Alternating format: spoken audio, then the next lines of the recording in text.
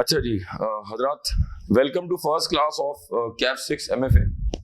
थोड़ा सा अगर मैं सब्जेक्ट का आपको बैकग्राउंड भी दूं और जो पिछले बैच का एक्सपीरियंस अगर मैं वो बताऊं आपको तो आपको जरा समझने में आसानी होगी। ठीक है,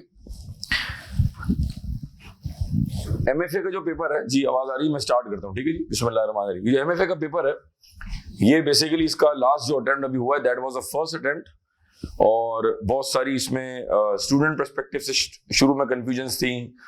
हमारे एंड से चीजें क्लियर नहीं थी कि जी सिलेबस जो है ICAP का वो मुकम्मल तौर पर नहीं आया था, कुछ चैप्टर्स आए थे, फिर कुछ मजीद आए, तो पिक्चर बाद में पूरी क्लियर हुई। फिर इसका जो मॉडल पेपर था वो काफी बाद में जाके हमारे पास आया। ठीक है, ये पेपर है क्या ये मैं बताता हूँ आपको। अगर आप ये हैंडआउट जरा पहले अगर आप अपने पास रख ले so that it is easy for me to explain. दोस्त अपना समीर आगे आ जाओ बेटा, आप भी आगे, कागज पहुंचेगा नहीं आप तक प्लीज, ये आपसे रिक्वेस्ट है, थोड़ा आगे आ जाए। ठीक है जी, किसी भी सब्जेक्ट के जो शुरू के आधा घंटा होता है, पौना घंटा होता है, वो बड़ा इंपॉर्टेंट होता है, जहां पर टीचर ब्रीफ करता है। जिस तरह कल हमारी ऑडिट की पहली क्लास थी जो मौजूद थे, तो उसमें मैंने बड़ा क्लियर किया आपको कि ऑडिट का सिलेबस क्या है और कैसे लेके चलते हैं जी। कैमरे को काइंडली डिस्टर्ब मत कीजिएगा प्लीज जी। ठीक है जी, तो किसी भी सब्जेक्ट के जो स्टार्टिंग 15-20 मिनट होते हैं ना, वो बड़े अहम होते हैं। ठीक है, सब्जेक्ट का नाम क्या है जी? सब्जेक्ट का नाम है जी MFA, managerial and financial analysis. ठीक है जी, जब ये सब्जेक्ट ICAP डेवलप कर रहा था उस वक्त मेरा इसमें इनपुट था, being the part of education community. तो ऐसा लग रहा था यार पता नहीं सब्जेक्ट में क्या होने वाला है, लेकिन जब हमने पढ़ाया, इसको डिलीवर किया, तो मैं समझ आएगा यार ये सब्जेक्ट बड़ा जबरदस्त है और आगे जाके बच्चों को बड़ा हेल्प करेगा। ये वो कैसे करेगा? अगर हम इसके सिलेबस को देखते हैं ना, तो हमारे पास एक इसमें है BM का part, business management, which is a complete theoretical area. Now this subject is a good option. Why? It's a blend of both theory and practical. जैसे अगर ऑडिट में जो कल बच्चे मौजूद थे, ऑडिट में हमारे पास 99% थ्योरी है, जबकि ये जो सब्जेक्ट है आप यूं कह सकते हैं बहुत ही सेफली कि 50% अप्रोक्सीमेटली थ्योरी है और 50% अप्रोक्सीमेटली क्या है? प्रैक्टिकल पार्ट है। ठीक है, ये प्रैक्टिकल पार्ट हो गया इसका। अब अगर मैं सिलेबस को आगे लिंक करूं आपके CFAP की जर्नी से, तो बड़ा मजा आता है। वो मजा यूं आता है, ये रहा MFA, जिसके अंदर एक पार्ट रहा बिजनेस मैनेजमेंट का और एक पार्ट आपका है जिसको हम कह रहे हैं बेसिक फाइनेंशियल मैनेजमेंट, जो आगे जाकर पढ़ेंगे BFD के अंदर आप। तो मैं लिखता हूं फाइनेंशियल मैनेजमेंट। ठीक है जी, जबकि इसमें कॉस्टिंग का भी एक पार्ट है, बजटिंग, जो इंशाल्लाह कुछ देर में सर ताला शायद क्लियरफाई करेंगे। अब अगर मैं BM को देखता हूं, तो हमारे पास आगे जब CA फाइनल है, उसके अंदर एक CFAP 1, 2, 3, 4, 5, 6, तो उसमें हमारे पास जो BM का पेपर है that is CFAP 3। CFAP 3, 1 is reporting, 2 is law, 3 is BM, 4 is BFD, 5 is taxation और 6 है ऑडिट। तो जो मैं आपको थ्योरेटिकल पार्ट पढ़ाऊंगा वो आपको अच्छा खासा हेल्प काम करेगा CA फाइनल के अंदर। अभी तक क्या हो रहा था, जब बच्चा फाइनल में जा रहा था तो वो जिंदगी में पहली बार पढ़ रहा था व्हाट इज स्ट्रेटेजी। अब आप ये सारी चीजें यही लेवल पे पढ़ लेंगे, इसी लेवल पे पढ़ लेंगे। और CFAP 3 के बाद अभी बात खत्म नहीं हुई है, पिक्चर अभी बाकी है। अब आप पढ़ेंगे MSA 2 के अंदर, क्योंकि एक हमारे पास है MSA 1 और एक हमारे पास है MSA 2। जो MSA 2 है that is once again a blend of both BFD and business management. और जो आप यहां प्रैक्टिकल पार्ट पढ़ेंगे जिसमें बेसिक BFD है, बिजनेस फाइनेंस डिसीजन, या आप कहें एडवांस फाइनेंशियल मैनेजमेंट, ठीक है, जिस भी नाम से चाहे पुकार सकते हैं आप। ये कहां काम आ रहा है सर? ये काम आ रहा है आपको CFAP 4 के अंदर, और ये कहां काम आ रहा है? MSA 2 के अंदर। समझ आ रहा है? ये बहुत अरसे से डिबेट थी ICAP के अंदर कि यार जब बच्चा BFD में जाता है तो पहली बार वो पढ़ता है व्हाट इज इन्वेस्टमेंट अप्रेजल, ये कैश फ्लोस क्या होते हैं, ये डिस्काउंटिंग क्या होती है, ये वैक क्या होता है, ये पे बैक क्या होता है, ये IRR कैसे निकालते हैं, ये डिस्काउंटेड कैश फ्लो का कॉन्सेप्ट क्या है, ये पॉजिटिव एनपीवी क्या होती है। अब वो वहां जाकर पढ़ा सर खलील से एडवांस लेवल के ऊपर। तो ये एक समझें कि बहुत अरसे की डिबेट थी कि यार अगर हम इसके एक बेसिक पार्ट जो है वो नीचे कहीं कैफ में डाल लेते, वो कहां आएगा। तो फिर ये नया पर्चा वजूद में आया। ठीक है, अब आप इसको यूं कहें हमारी बुराई आ गई है, आप इसको यूं देखें, आप कहें यार हम बहुत लकी हैं, हम खुशनसीब हैं कि हम इस पेपर को पढ़ेंगे ताकि आगे जाके हमें आसानी हो जाए। अब ये आपका देखने का और सोचने का पहलू है, तो I think you should be positive.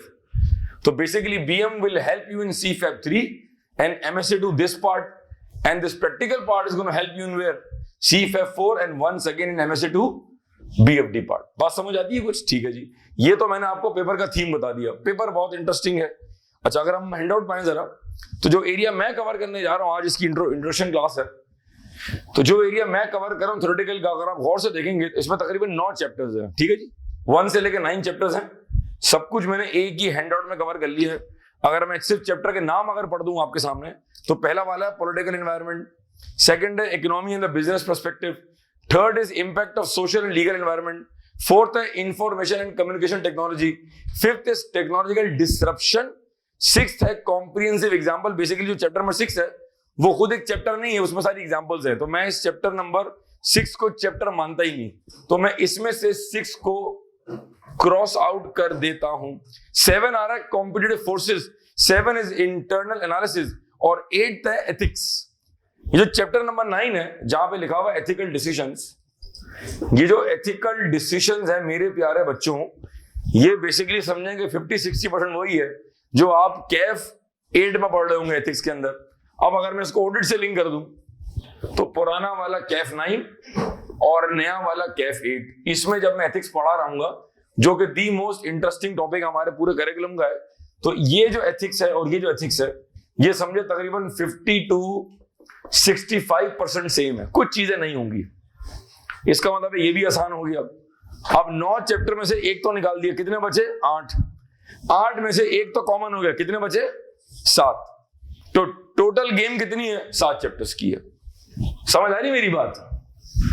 कभी कभी ना फेयर और अननोन पता नहीं कैसे होगा यार, पता नहीं कैसे कवर होगा। ओ भाई हो जाएगा यार, जब दुनिया एग्जाम दे रही है तो आप भी देंगे इंशाल्लाह। हाँ, जब हमने सीए स्टार्ट किया, यार सीए तो बहुत डिफिकल्ट है, होता ही नहीं, गंजे हो जाएंगे यार। अल्हम्दुलिल्लाह बाल इतने घने, वो बाल काटने वाला परेशान हो गया। इसका मतलब है it's all in your mind actually. दुनिया में लोग क्वालिफाई करें हर साल में, पूरे साल में 12 महीने के अंदर, पाकिस्तान में एवरेज समझेंगे, अगर मैं एवरेज बताऊं तो 500 और 600-650 के दरमियान बच्चे क्वालिफाई कर रहे हैं every year in Pakistan. All complete Pakistan की बात कर रहा हूं, लोग क्वालिफाई कर रहे हैं ना। अब वो रिजल्ट 22% है, 24% है।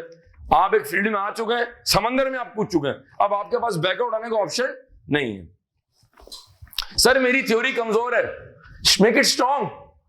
सर मेरा प्रैक्टिकल पार्ट ना बहुत ही ढीला है, make it strong. You have no option, समंदर में कूद चुके हैं आप।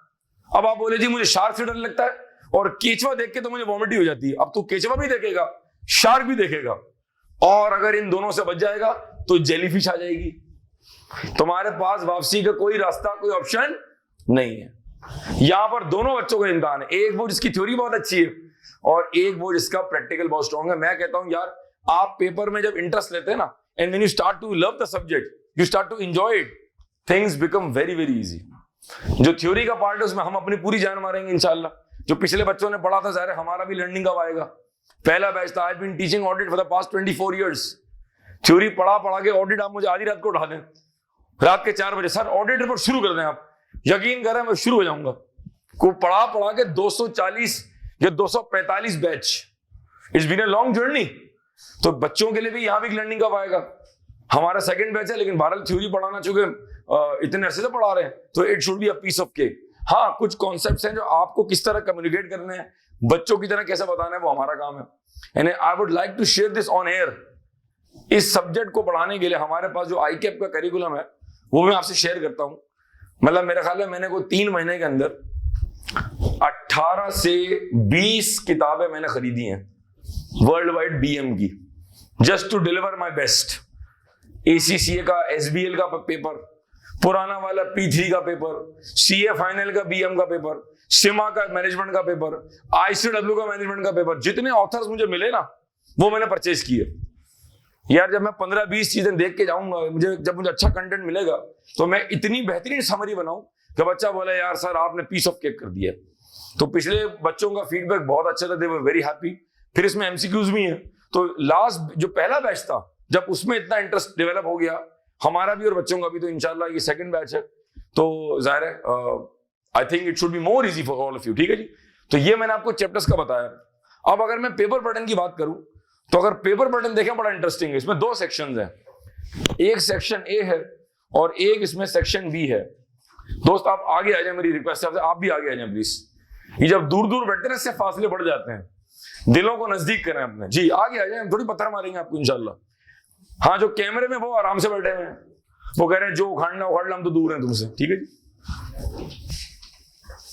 जी शाबाश। ये एक्स्ट्रा कॉपीज अगर किसी के पास नहीं है तो प्लीज देख लें जरा। अच्छा पेपर पैटर्न देखें जी, सेक्शन ए और section B. Quickly please quickly. हाँ ये थोड़ा सा ना ये मुझे डिस्टर्बिंग लगता है, जल्दी दे उनको शाबाश जी। एक और कॉपी लेना शाबाश जी। फोकस करें जी, सेक्शन ए और सेक्शन बी। सेक्शन ए में एमसीक्यूज हमारे पास है, कितने एमसीक्यूज है जी? There are 15 marks MCQs. अभी पेपर दिखाता हूं आपको, मॉडल पेपर लगा हुआ है इसी के अंदर, और फिर हमारे पास लॉन्ग क्वेश्चन है। ठीक है जी। तो अगर मैं पेपर के स्ट्रक्चर की बात करूं तो we have section A and we have section B. जनाब सेक्शन ए में हमारे पास 15 मार्क के एमसीक्यूज हैं। सर क्या ये एमसीक्यूज खाली बीएम का पार्ट के आएंगे? जी नहीं, मजे नहीं आ रहे आपके। इस एमसीक्यूज के अंदर थ्योरेटिकल पार्ट भी आ सकता है और प्रैक्टिकल पार्ट भी आ सकता है। और जो 85 मार्क्स लॉन्ग क्वेश्चंस हैं, इस 85 मार्क्स के अंदर भी हमारे पास 2 पैकेजेस अवेलेबल हैं। इसमें थ्योरी भी आएगी और इसमें प्रैक्टिकल भी आएगा। क्या बात समझ आ रही है? अगर मैं अपनी बात को यूं अमली तौर पे पेश कर दूं आपके सामने, and if you can go on the last handout set, तो हमारे पास इसका मॉडल पेपर मौजूद है। ठीक है जी, ये देख ले जरा आप। और फिर आपको इंशाल्लाह जब लास्ट अटेम्प्ट में एग्जामिन हुआ है मार्च 22, उसका भी हम आपको क्वेश्चन पेपर प्रोवाइड कर देंगे। ठीक है, और जब उसका आंसर आ जाएगा आई के पब्लिश कर देगा तो वो भी आपसे शेयर करेंगे, ऑब्वियस ही बात है। तो लास्ट अटेम्प्ट में we had challenges, practical challenges.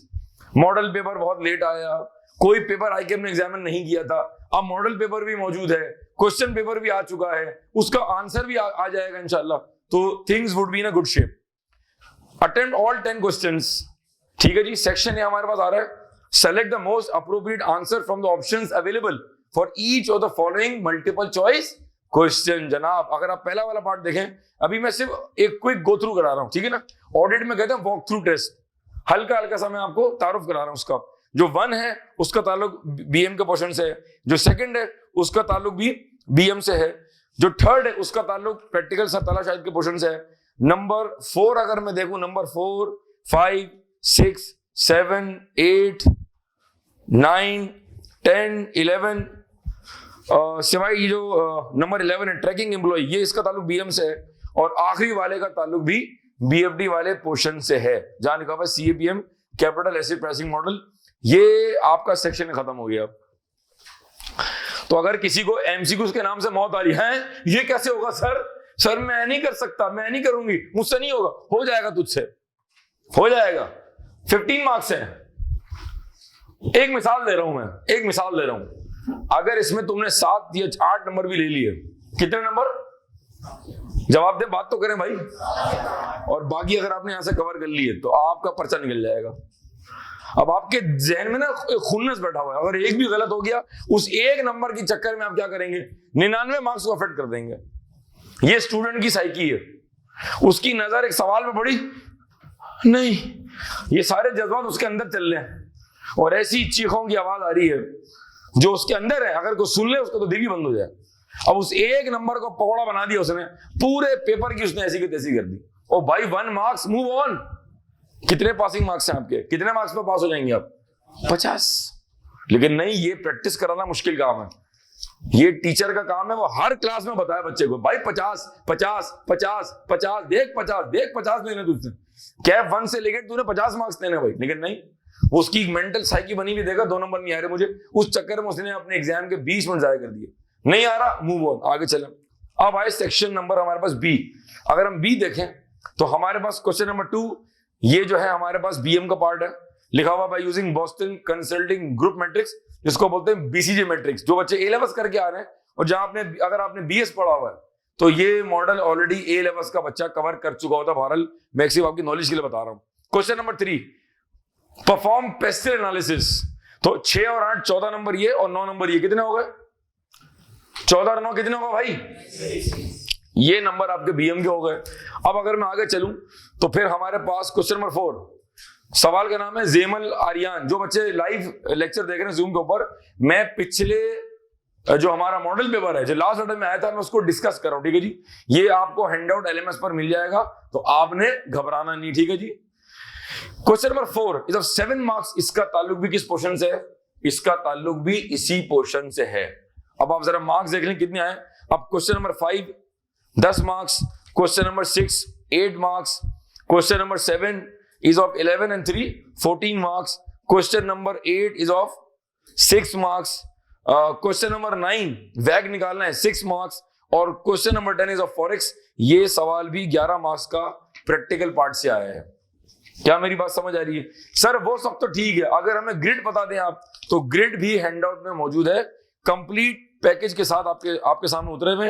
अगर आप पेज 2 देखेंगे तो हमारे पास एमएफए का सिलेबस भी मौजूद है, ठीक है। हर बात क्लियर है, घबराना नहीं आपने बस। अगर मैं आईकेप का ग्रिड देखूं, ठीक है जी, इट्स अ प्रोफेशनल एग्जाम। कभी कभी ग्रिड 5-8 नंबर ऊपर नीचे हो जाता है, कभी कभी 3-4 नंबर ऊपर नीचे हो जाता है। ये प्रोफेशनल एग्जाम है। ग्रिड का मकसद है कि भाई इसमें से ये वेटेज है, ठीक है। But practically it is possible कि 100% भी फॉलो होगा, और कहीं कहीं हल्का फुल्का वेरिएंस कभी ना कभी आ जाता है, ठीक है जी। जब आईकेप से पूछेंगे कि ये आपने क्या किया, वो बोलेगा भैया सीए कर रहे हो, बीए कर रहे हो, ठीक है जी। तो ये बात ध्यान में होनी चाहिए।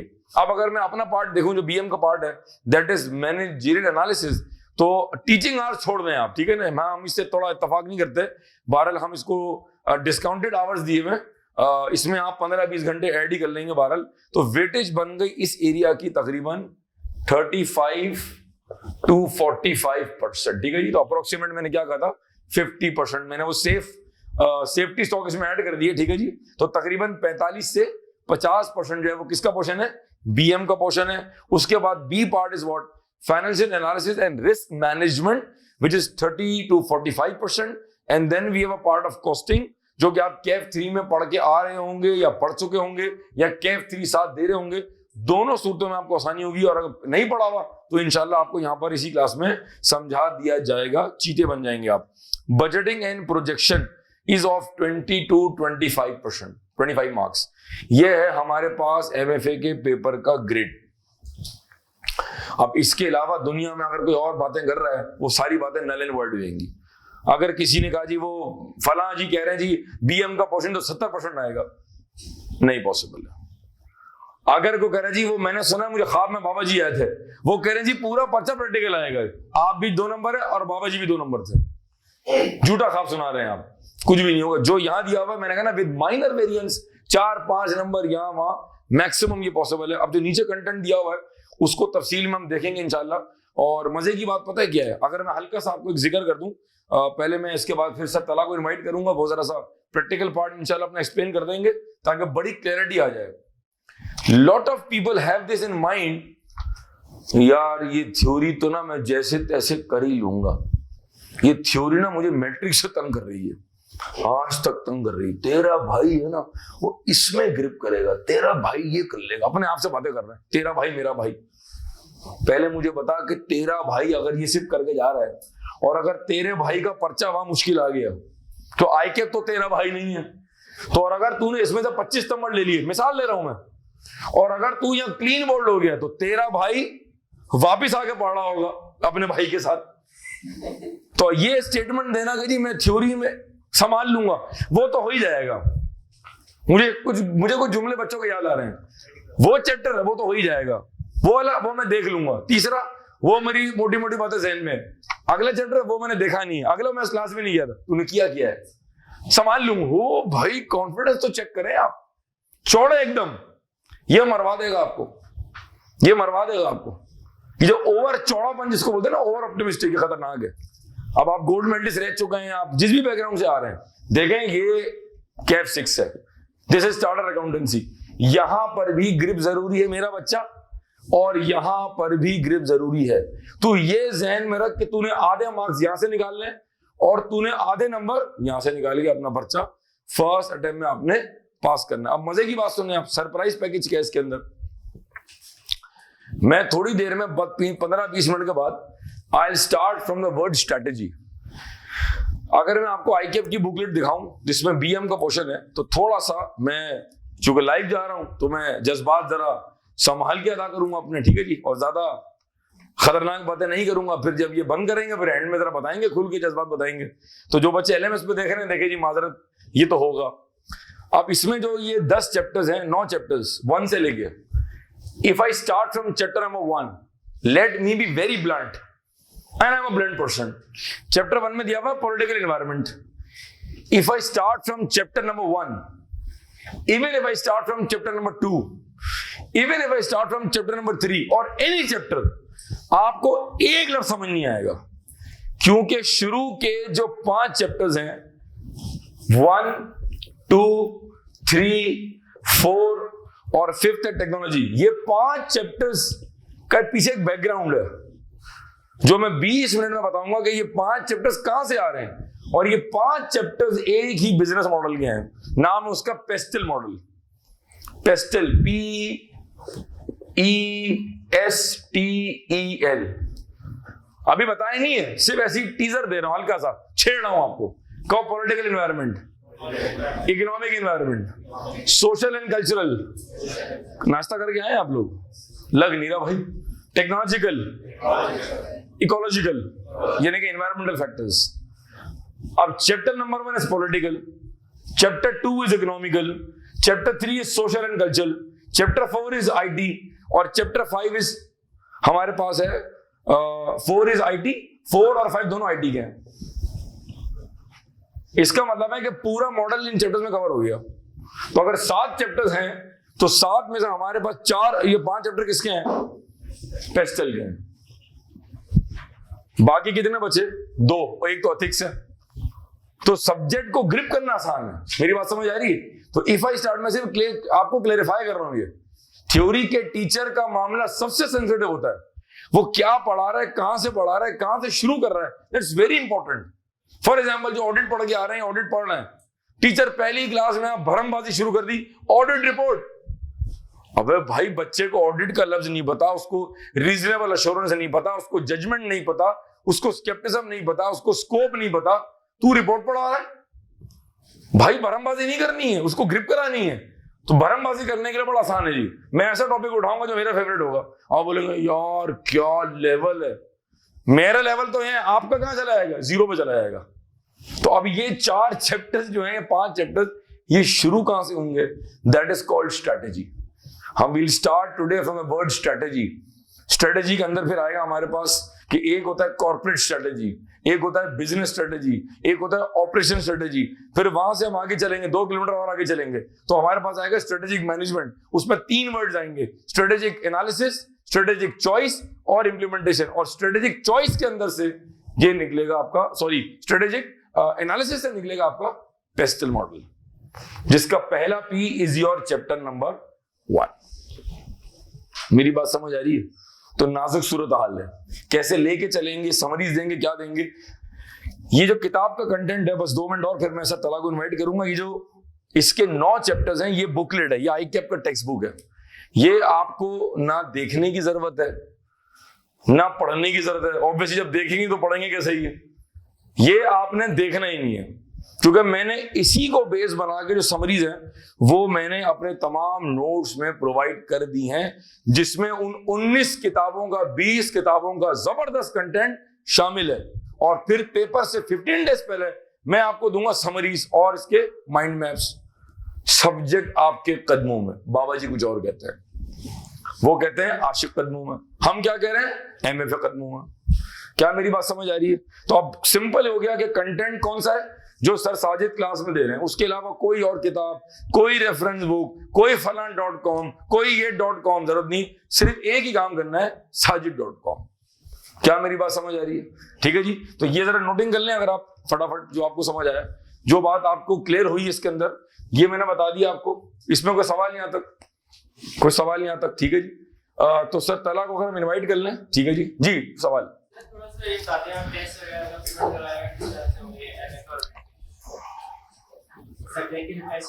जब बैच स्टार्ट होगा, जब इंशाल्लाह आगे चलेगी तो खुद ही आप देख लेंगे इंशाल्लाह। ठीक है ना। क्लास टेस्ट भी होते हैं और मिड टर्म भी होगा इंशाल्लाह। लास्ट टाइम ऑडिट में भी हुआ था, मेरे ख्याल में हमने कोई 6 या 7 टेस्ट तो लिए थे। मेरे ख्याल में 6-7 टेस्ट लिए थे हमने, और मेरे ख्याल में एक मिड टर्म भी हुआ था। और वो ओवरऑल कैफ का हुआ था, मैं ख्याल में एक आध बच्चे को छोड़ के, उसको हमने प्रॉपर सेलिब्रेट भी किया था और हमने बड़े कीमती गिफ्ट्स भी दिए थे। तो आपने घबराना नहीं, ठीक है जी हजरात। यहाँ पर मैं इसको अपने इस हिस्से को वाइंड अप करता हूँ और मैं सर तला को इन्वाइट करता हूँ ताकि वो जो है वो BFD का जो पोर्शन है, जो प्रैक्टिकल पार्ट है, उसको कवर कर लें जी। ओवर टू सर तला शाहिद। मैं आपको माइक देता हूं।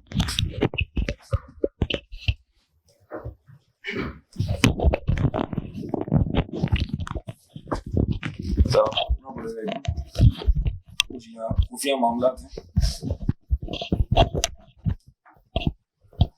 23 मार्च को पढ़ा रहे हैं, जुल्म है। लेकिन देखे ना 23 मार्च को छुट्टी करेंगे तो मुल्क आगे कैसे बढ़ेगा, है जी। घर में भी क्या करते हैं आप, निक्कर पहन के हलवा पूरी खाने जाते हैं आप। कौम का फेवरेट काम क्या है, निक्कर पहन के हलवा पूरी खाना। और आप क्या करने आए हैं, पढ़ाई करने। देखें आप कितना जरूरी काम कर रहे हैं।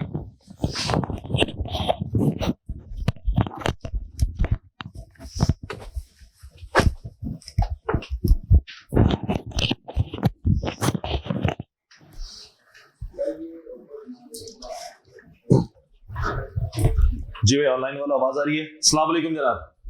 अच्छा जी, मैं अपना इंट्रोडक्शन करा दूं थोड़ा सा। मेरा नाम तलहा शाहिद है और मैं जो हूँ वो MFA शेयर कर रहा हूँ, कैलकुलेशन वाला पोर्शन, प्रैक्टिकल वाला पोर्शन सर SK के साथ। इसके अलावा मेरा पूरा एक बैच जो है ना वो कॉस्टिंग का चल रहा है। इस टाइम से मैं कॉस्टिंग भी पढ़ाऊंगा। तो जनाब जिस तरह भी सर SK ने स्टार्ट किया था, थोड़ी सी बात मैं करता हुआ चलूं कि जनाब मेरा जो इस पेपर के अंदर जो पोर्शन है वो कैलकुलेशन वाला है। थ्योरेटिकल कौन कवर कराएगा, सर SK। कैलकुलेशन वाला पोर्शन कौन करा रहा होगा जनाब, मैं करा रहा होगा। हम दोनों टीचर्स को लेके चलेंगे। थ्योरी वाली सर SK के पास, कैलकुलेशन पोर्शन मेरे पास। जनाब इसके अंदर कैलकुलेशन है क्या, सर SK ने बताया तकरीबन जो है वो 50-60% जो है वो कैलकुलेशन वाली चीजें हैं।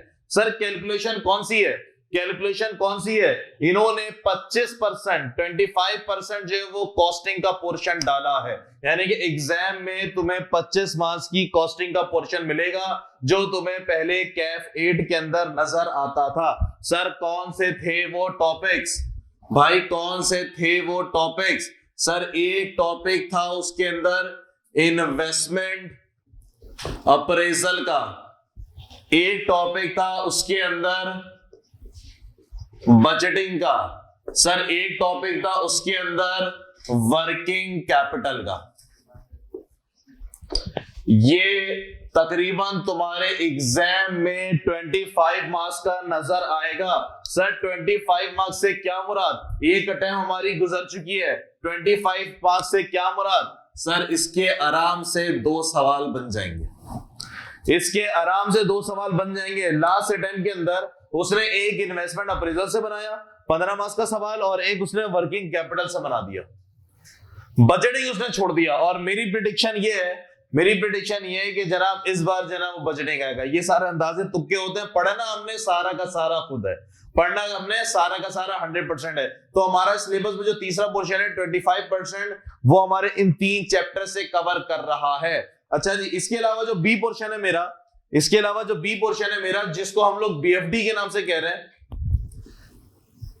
CA फाइनल का जो BFD है उसके कुछ टॉपिक उठा के यहां डाल दिए ताकि स्टूडेंट को यहां पे बेस बन जाए और फिर आगे जाके वो कंप्लीट BFD पढ़े। सर कौन कौन से चैप्टर है वो, एक मेरे पास weighted average cost of capital है बैक, एक जनाब मेरे पास रिस्क मैनेजमेंट है, और यहां पे स्टैटिस्टिक भी डाली गई है, और यहां पे थोड़ी सी स्टैटिस्टिक एनालिसिस भी डाली गई है। अच्छा जी, ये हमारे पास BFD का पोर्शन हुआ करेगा जो हम यहाँ पे स्टार्ट करेंगे। सर हमारी पढ़ने की स्ट्रेटेजी क्या होगी, हम लोग कौन से टॉपिक से शुरुआत करके कहां कहां तक जाएंगे। जनाब हम लोग शुरुआत करेंगे सबसे पहले वैक्स से। सबसे पहला टॉपिक होगा हमारा वैक। एग्जाम में आपको 10 मार्क्स का ये लाजमी मिलेगा, मॉडल पेपर में मिला, लास्ट अटेम्प्ट में भी मिला। एग्जाम में 10 मार्क्स का ये आपको लाजमी मिलेगा। और सर ये 10 मार्क्स लेना कंपैरेटिवली आसान है, कॉन्सेप्ट क्लियर है, रीजनेबल प्रैक्टिस है। सर ये 10 मार्क्स बन जाएंगे, इसमें कोई रॉकेट साइंस नहीं है, इसमें कोई रॉकेट साइंस नहीं, कॉन्सेप्ट बड़े स्ट्रॉन्ग चाहिए अपने को। इसके अंदर कॉन्सेप्ट की एक सीरीज है। वैक हमारा तकरीबन चलेगा 15 से 20 क्लासें के दरमियान चल रहा होगा बैक हमारा, इतनी क्लासें पीएगा हमारी है, ये पूरे आपके कैलकुलेशन वाले पोर्शन की बेस बनाएगा। इन्वेस्टमेंट अप्रेजल की बेस भी यहीं से बन रही होगी बैक वाले से। एग्जाम में 10 मार्क्स का आपको ये लाजमी नजर आएगा। जनाब सेकंड टॉपिक पे हम चले जाएंगे, इन्वेस्टमेंट अप्रेजल पे। सेकंड टॉपिक हमारा चला जाएगा जनाब इन्वेस्टमेंट अप्रेजल पे। इन्वेस्टमेंट अप्रेजल के अंदर एनपीवी आईआरआर वाली चीजें अगर तुम्हें बैक समझ में आया बेहतरीन तरीके से, यकीन करो आधा इन्वेस्टमेंट अप्रेजल समझ में आ जाएगा। आधा इन्वेस्टमेंट अप्रेजल सर ये कितनी क्लासें लेगा, ये तकरीबन हमारी आराम से 8 से 12 क्लासें के दरमियान चल रहा होगा। 8 से 12 क्लासें हमारी पी जाएगा ये। उसके बाद अगला टॉपिक जाएगा हमारा सर बजटिंग का। बजटिंग का सर बजटिंग लेंदी है, master budget cash budget sir लेंदी है, और हमारे पास इसके ठीक ठाक किस्म के प्रैक्टिस क्वेश्चन है। और बजटिंग का सवाल हिस्ट्री ये रही है सर थोड़ा ना सोचने समझने वाला पेपर होता है, थोड़ा सोचने समझने वाला दिमाग लगाने वाला पेपर होता है। तो तीसरा टॉपिक हम बजटिंग पे लेंगे, वो भी इतनी क्लासें पिएगा, तकरीबन 8 से 12 क्लासें आराम से पी जाएगा। सर वर्किंग कैपिटल यहाँ पे कंपैरेटिवली वैसे तो बहुत बड़ा वर्किंग कैपिटल है, एमएफए के अंदर कंपैरेटिवली थोड़ा सा शॉर्ट करके दिया हुआ है वर्किंग कैपिटल को। उसके बाद फिर हमारा जो टॉपिक चलेगा, फिर हम आएंगे स्टैट्स वाले पोर्शन पे, जो तुम लोग एफसी के अंदर या पीआरसी के, पीआरसी तो वाले नहीं होगे तुम लोग, एफसी में देख चुके होगे, उसकी थोड़ी सी एडवांस चीज है यहाँ पे, हाइपोथेसिस वगैरह है। उसके बाद जो लास्ट टॉपिक हम लोग करेंगे जनाब risk management. Sir risk management में हमें प्योर दिमाग चाहिए। इसकी जो सोल्यूशन होता है सिर्फ 3 या 4 लाइनों का सोल्यूशन होता है, सिर्फ ये 3 या 4 लाइनों का सोल्यूशन, लेकिन सोचना जो है बहुत होता है, इसमें सोचना बहुत होता है, प्योर कॉन्सेप्चुअल। रिस्क मैनेजमेंट को लास्ट में कराने का क्यों करा रहे हैं लास्ट में? रिस्क मैनेजमेंट को लास्ट में इसलिए करवाया जा रहा है क्योंकि जब हमारा सिलेबस खत्म हो रहा होगा, हमारी कोशिश ये होती है इंशाल्लाह, और हर दफा हम करते भी हैं, एग्जाम से 1 महीना पहले हम लोग अपना कोर्स वाइंड अप कर देते हैं। 1 महीना आप लोग के बाद रिवीजन का होता है, एंड में ये टॉपिक करवाने का मकसद ये है ताकि ताजा आपके माइंड में याद रहे। इसके अंदर सोचने का बहुत एलिमेंट है। तो जनाब हम लोग अपनी पढ़ाई की स्ट्रेटेजी को ऐसे लेके चलेंगे, हम लोग इस पोर्शन को कवर करके फटाफट 25 मार्क्स अपने गेन करेंगे। हमारा इन्वेस्टमेंट अप्रेजल ठीक ठाक टाइम पिएगा, हमारा बैक अच्छा खासा टाइम पिएगा, पूरे एमएफए की कैलकुलेशन की बेस यहां से बनेगी। सर हम पढ़ेंगे किनसे? पेपर क्वेश्चन कौन से अटेम्प्ट करेंगे? हमारा डिफिकल्टी लेवल क्या होगा? जनाब हर पेपर को पढ़ने का तरीका, जनाब इसके पास पेपर करना फर्ज है, सर इसके कौन कौन से पास पेपर मिलेंगे? सर मुझे बैक के पास पेपर कहां से मिलेंगे? मुझे मिलेंगे बीएफडी से। तो बैक के कैलकुलेशन के कॉन्सेप्ट में टॉपिक प्रैक्टिस कहां से करवा रहे होंगे हम लोग? बीएफडी वाले टॉपिक से, यानी कि हमारा सीफैप से करवा रहे होंगे। दूसरा सर इसके बहुत अच्छे क्वेश्चन, मुझे बैक के बहुत अच्छे क्वेश्चन आईसीडब्ल्यू से मिलते हैं, तो वो भी हम क्लास में प्रैक्टिस कर रहे होंगे। और चंद सवाल हम लोग P4 के भी देखेंगे, उसके अंदर भी बहुत आउट क्लास किस्म के पेपर आए हैं। तो सर हमारे जो पास पेपर कवर कर रहे होंगे वैक वाले में, वो हम कवर कर रहे होंगे सीफैप से, सीए फाइनल, बीएफडी से, आईसीडब्ल्यू के से, और हमारे पास P4 के भी कुछ क्वेश्चन होंगे। डन भाई। इन्वेस्टमेंट अप्रेजल का ठीक ठाक प्रैक्टिस मटेरियल हमारे पास पुराने कैफेट के अंदर है, ठीक ठाक। और दूसरा हमारे पास बीएफडी के अंदर है, दूसरा हमारे पास किसके अंदर है? बीएफडी के अंदर है। तो उसके पास पेपर की प्रैक्टिस हम वहां से कर रहे होंगे। बजटिंग का एक ठीक ठाक पोर्शन हमारा पुराने कैफेट के अंदर है। और पहले जमाने में आईकेप के मॉड्यूल एफ के अंदर मैनेजमेंट अकाउंटिंग का पेपर होता था मैक, उसके अंदर हमें बजटिंग के अच्छे खासे सवाल मिलेंगे जो एक बहुत क्वालिटी लेवल के है, वो हमने क्लास में करने पड़ेंगे। उससे हमारा डिफिकल्टी लेवल बड़ा स्ट्रांग होता चला जाएगा। सर सेम ऐसे ही working capital, module F, management accounting जो मैक का पेपर होता था, उससे प्रैक्टिस करनी पड़ेगी। सर रिस्क मैनेजमेंट को हम लोग बीएफडी और आईसीडब्ल्यू से कवर कर रहे होंगे। सर अगर हम ऐसा ना करें, यकीन करो हमारी रीजनेबल प्रैक्टिस नहीं हो पाएगी, हमारी टॉपिक में ग्रिप नहीं हो पाएगी। सर आसान सवाल मैं आपको करा दूं, आप खुश हो जाओगे, क्योंकि एमएफए का पास पेपर तो सिर्फ एक ही है ना यार, एक ही आया, वो मैंने आपको पेपर करवा दिया, बोलोगे वाह बिल्कुल बेहतरीन हो गया, हलवा सवाल करा दिए, मुश्किल सवाल नहीं कराए। सर तो आईकेएफ बनाया, आईकेएफ तो एग्जाम में बाउंसर ही मारता है। तो सर अपने को उस हिसाब से प्रैक्टिस करके जानी है। तो हमारी पढ़ाई का तरीका ऐसे होगा, हम लोग आपको पूरे के पूरे हैंडआउट देंगे। ओके जी, आपको इधर उधर मुंह मारने की जरूरत नहीं है। जो आपको चैप्टर वाइज हैंडआउट दिए जाएंगे उसके अंदर सब अवेलेबल होगा, सब अवेलेबल होगा।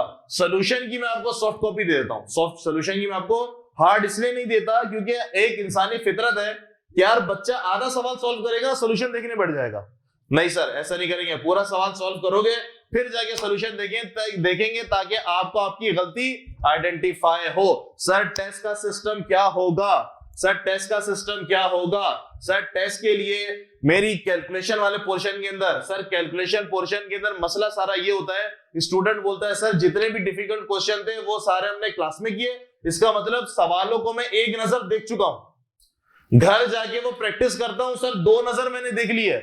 अब आप मुझसे बार बार वही सवाल करा रहे हैं, वो मैं देख चुका हूं, मेरे जहन में उसका डाटा सेव हो चुका है। एग्जाम में देखता हूं तो सर जिंदगी का कोई पहला सवाल आया हुआ होता है, वो एग्जाम के अंदर आप जिंदगी का कोई पहला सवाल देख रहे होते हैं, वहां पे आपको चीजें बनाना, वहां को उसमें से डाटा निकालना।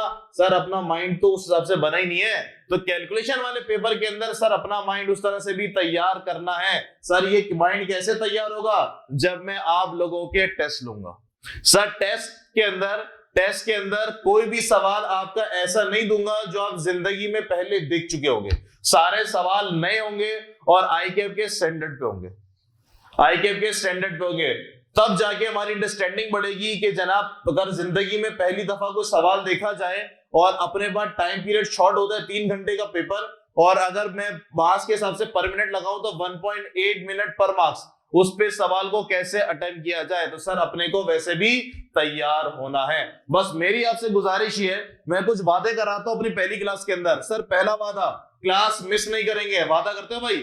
सर अगर कोई मजबूरी हो गई, अगर कोई इमरजेंसी हो गई, खुदा ना खास्ता जाना पड़ गया तो सर अगली क्लास से पहले पुरानी क्लास हम या तो अटेंड कर लेंगे।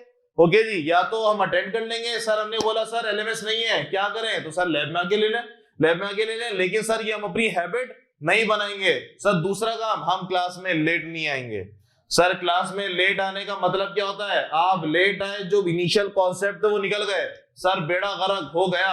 अब आप क्लास में फिजिकल तो बैठे हुए, मेंटली आप प्रेजेंट नहीं है। सर तीसरा वादा, जो आपको होमवर्क दिया जाएगा वो आप ईमानदारी से उसको सॉल्व करोगे। और मैं आप लोगों से नेक्स्ट क्लास के अंदर या उसी दिन व्हाट्सएप ग्रुप पे पूछ रहा होता हूं कि जनाब आपने होमवर्क किया? अगर वो बोलते हैं हाँ, तो सर मैं आपसे उस होमवर्क की पिक मांग रहा होता हूँ। तो सर मुझसे ये 3 वादा करोगे, अगर ये 3 वादा करोगे तो हमारी एमएफए की तैयारी इंशाल्लाह बहुत आउटस्टैंडिंग रहेगी। कैलकुलेशन वाला पोर्शन हमारा बहुत आउटस्टैंडिंग जाएगा। क्या मेरी बात से एग्री करते हो? अपने आप से वादा करते हो? ये वादा करेंगे हम।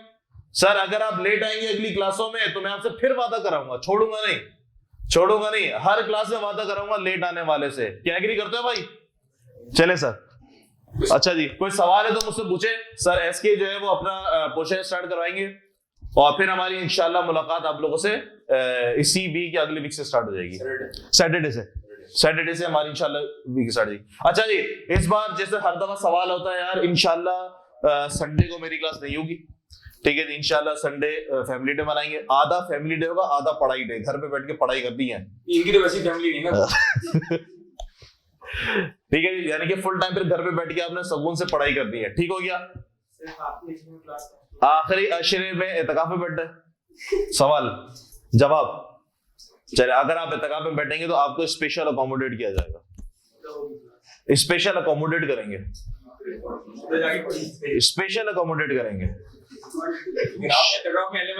हाँ सॉरी, मस्जिद आगे क्लास कर लेंगे। जब वो आखिरी इशरा आएगा तो देख लेंगे यार, कर लेंगे, मसला नहीं है, कुछ मैनेज कर लेंगे। सही भाई। और हाँ, पूरा पोर्शन में करेंगे। प्रैक्टिकल पोर्शन पूरा मेरे पास है, थ्योरेटिकल बॉस के पास है पूरा। और भाई किसी को कोई सवाल? अच्छा, मैं अपना नंबर लिख दूं? मुझे तो तुमने आज तक नंबर नहीं दिया।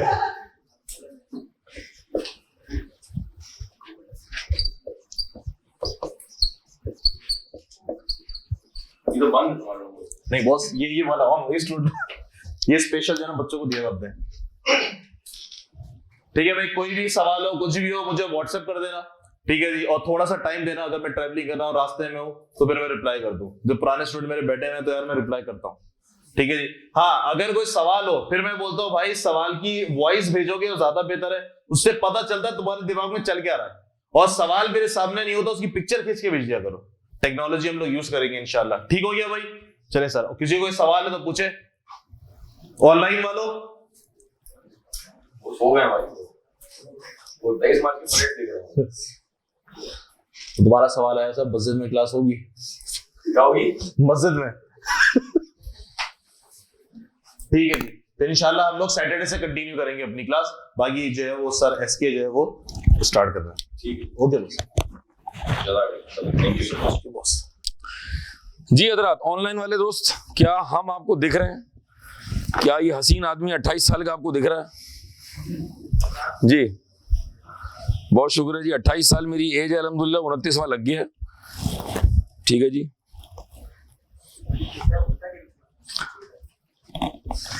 नहीं जी 20 साल के नहीं है, वहां से भी तफरी शुरू हो गई है भाई। मसला ये है कि हमारी एज जो है ना वो हर साल नहीं चेंज होती है, कई कमेटी बैठती है और मेरी एज है वो 4-5 साल तक चलती है। ठीक है जी, तो इस तरह अल्हम्दुलिल्लाह फैसला होता है। ठीक है जी, बहुत सारे बच्चे कमेटी में बैठते हैं, हमें इवैल्यूएट करते हैं, फिर हमारा फैसला होता है सर अब आज इस साल आप इतने साल के हो रहे हैं। ठीक है, हाँ तो मैं 27 साल का तकरीबन 5 साल रहा अल्हम्दुलिल्लाह। अब आप समझ सकते हैं। ठीक है जी, लेट्स स्टार्ट।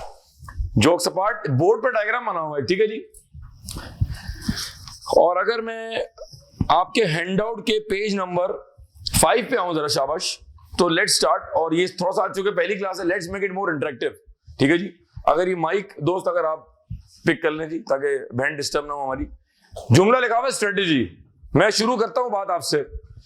मुझे बताएं, कराची में किया स्पोर्टेज एक ब्रांड है, बड़ा मशहूर, आजकल माशाल्लाह मार्केट में चल रहा है, हर तरफ किया स्पोर्टेज है। ठीक है जी, मुझे बताएं उनकी स्ट्रेटेजी क्या लग रही है आपको? क्या लग रहा है उनकी स्ट्रेटेजी?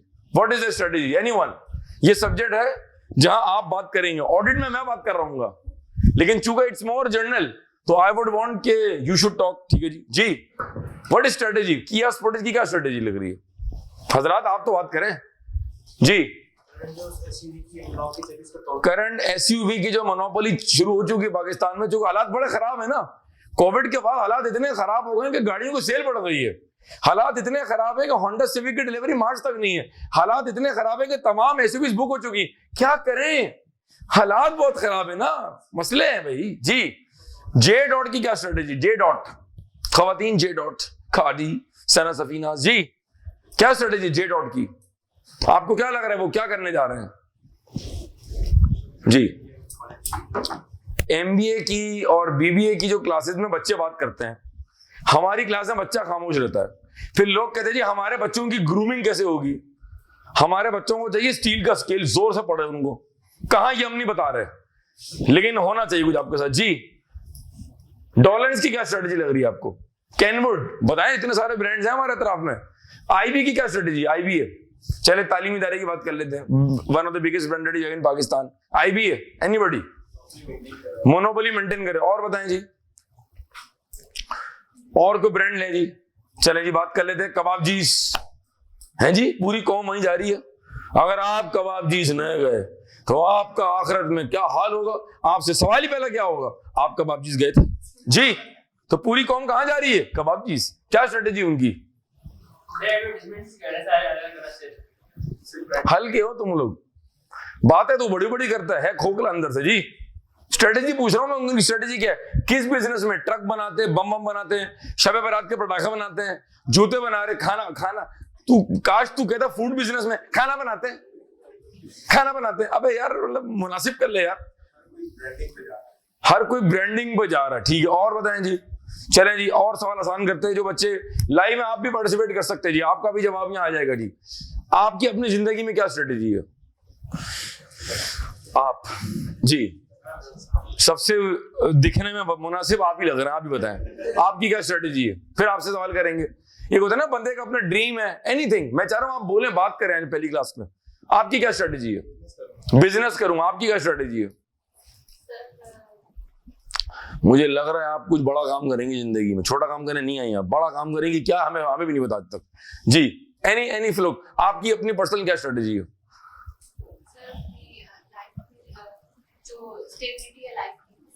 ठीक है, आपकी क्या स्ट्रेटेजी है? सीए करना है, एसीए करना है, आईसीडब्ल्यू करना है, और एंड में अगर मौका मिले तो मैं बीकॉम भी कर लूंगा, एमबीए भी करूंगा, और अगर कुछ बच गया तो मेरा क्लास 8 का एक पर्चा आज तक बाकी है, वो निकालूंगा इंशाल्लाह। जी स्ट्रेटेजी पैसा कमाना, बाप मिके तो पैसा कब है हजरात। ये एक बच्चा हमने क्लास में ढूंढ लिया है, अल्हम्दुलिल्लाह ये मेहमान है जी। जी आप बताएं जी। सही पकड़ लिया हमने। अरे भाई हम तो चेहरा पढ़ लेते हैं जी। कब आप जी इसको पीछे छोड़ना है, सर मैं गाड़ी आगे पार करूंगा वो खुद ही पीछे रह जाएगा। बहुत आला बेटा, बहुत आला जी। क्वालिफाई करना है क्या? हाँ ये बोलो ना, मैं क्वालिफाई कर गया। भाई क्या क्वालिफाई कर गया जी? क्या स्ट्रेटेजी लाइफ में क्या करेंगे आप? क्या करना है? करियर सेटल करना है। नॉर्मली खवातीन कहती हैं अम्मी अबू कह रहे हैं घर सेटल करना है जी। सर मेरी स्ट्रेटेजी, पहले मैंने मास्क उतारना है क्योंकि कोविड जा चुका है, लेकिन आज तक मैं मास्क लगा के घूम रहा हूं जी। क्या स्ट्रेटेजी आपकी? बिजनेस बनाना है, हम तो कर रहे हैं, तू बना रहा है जी। बिजनेस क्या? बिजनेस क्या? बिजनेस चर्च का करना है, क्या करना है, पाउडर का करना है, जूते, कुछ तो बता भाई। यार ये कैसी यूथ है हमारी, हमें ये नहीं पता कि हमारी लाइफ की स्ट्रेटेजी क्या है। आए जी हैंड आउट पाएंगे, शाबाश।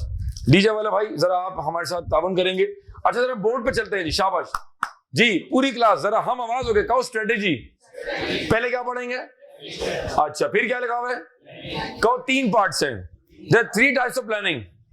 आवाज नहीं आ रही। Strategic planning, tactical planning, operational planning. कहो levels of strategy. Corporate strategy, business strategy, functional strategy. ठीक है जी।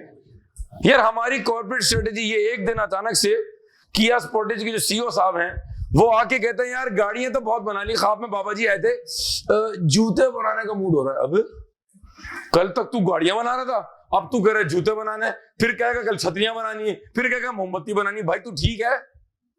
ये मतलब ये अचानक से आप अपनी कंप्लीट डाइवर्सिफिकेशन कर रहे हैं। ये अगर तो कर रहे हैं मिसाल के तौर पे, तो ये क्या है? अचानक से कबाबजीज वाले कह रहे हैं यार मजा नहीं आ रहा है, काम करते हैं अगरबत्तियां बनाते हैं। यार मतलब आप ठीक भी गए, आपने अपने बनाया हुआ खाना तो नहीं खा लिया कि आप अजीब सी बातें कर रहे हैं आप हैं?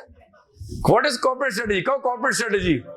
Food business, shoes business, education business, airline business, education business. ये आपकी क्या है? बात करें। ये पेपर जिंदगी भर काम आएगा, बता रहा हूं मैं आपको। हो सकता है आगे क्वालिफाई करके आप ऑडिट फील्ड में ना हो, लेकिन अपना कारोबार तो करेंगे ना भाई समीर, को जिंदगी में कुछ तो करेंगे। तो मेरा बच्चा ये सब्जेक्ट जिंदगी भर काम आएगा।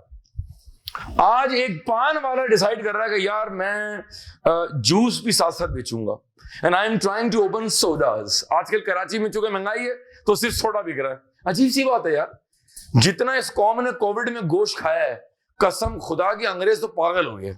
कह रहा कौन सी महंगाई है, क्योंकि अंग्रेज गूगल से देख रहा है हफ्ते की रात कबाबजीज में क्या हो रहा है। जगह नहीं है, मारा कुटाई चल रही है, महंगाई है ना।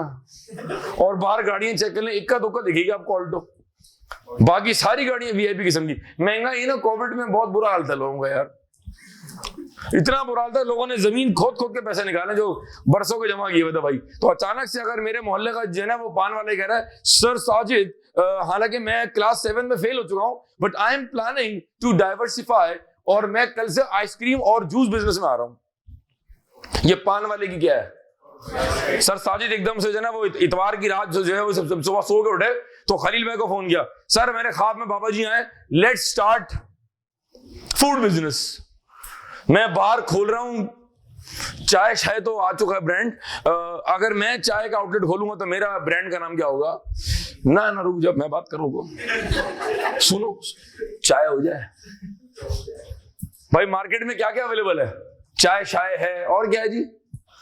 बताएं ब्रांड्स तो बताएं। या अल्लाह किन गरीबों में आ गया हूं आज मैं जी। क्या क्या ब्रांड है डिफेंस के अंदर?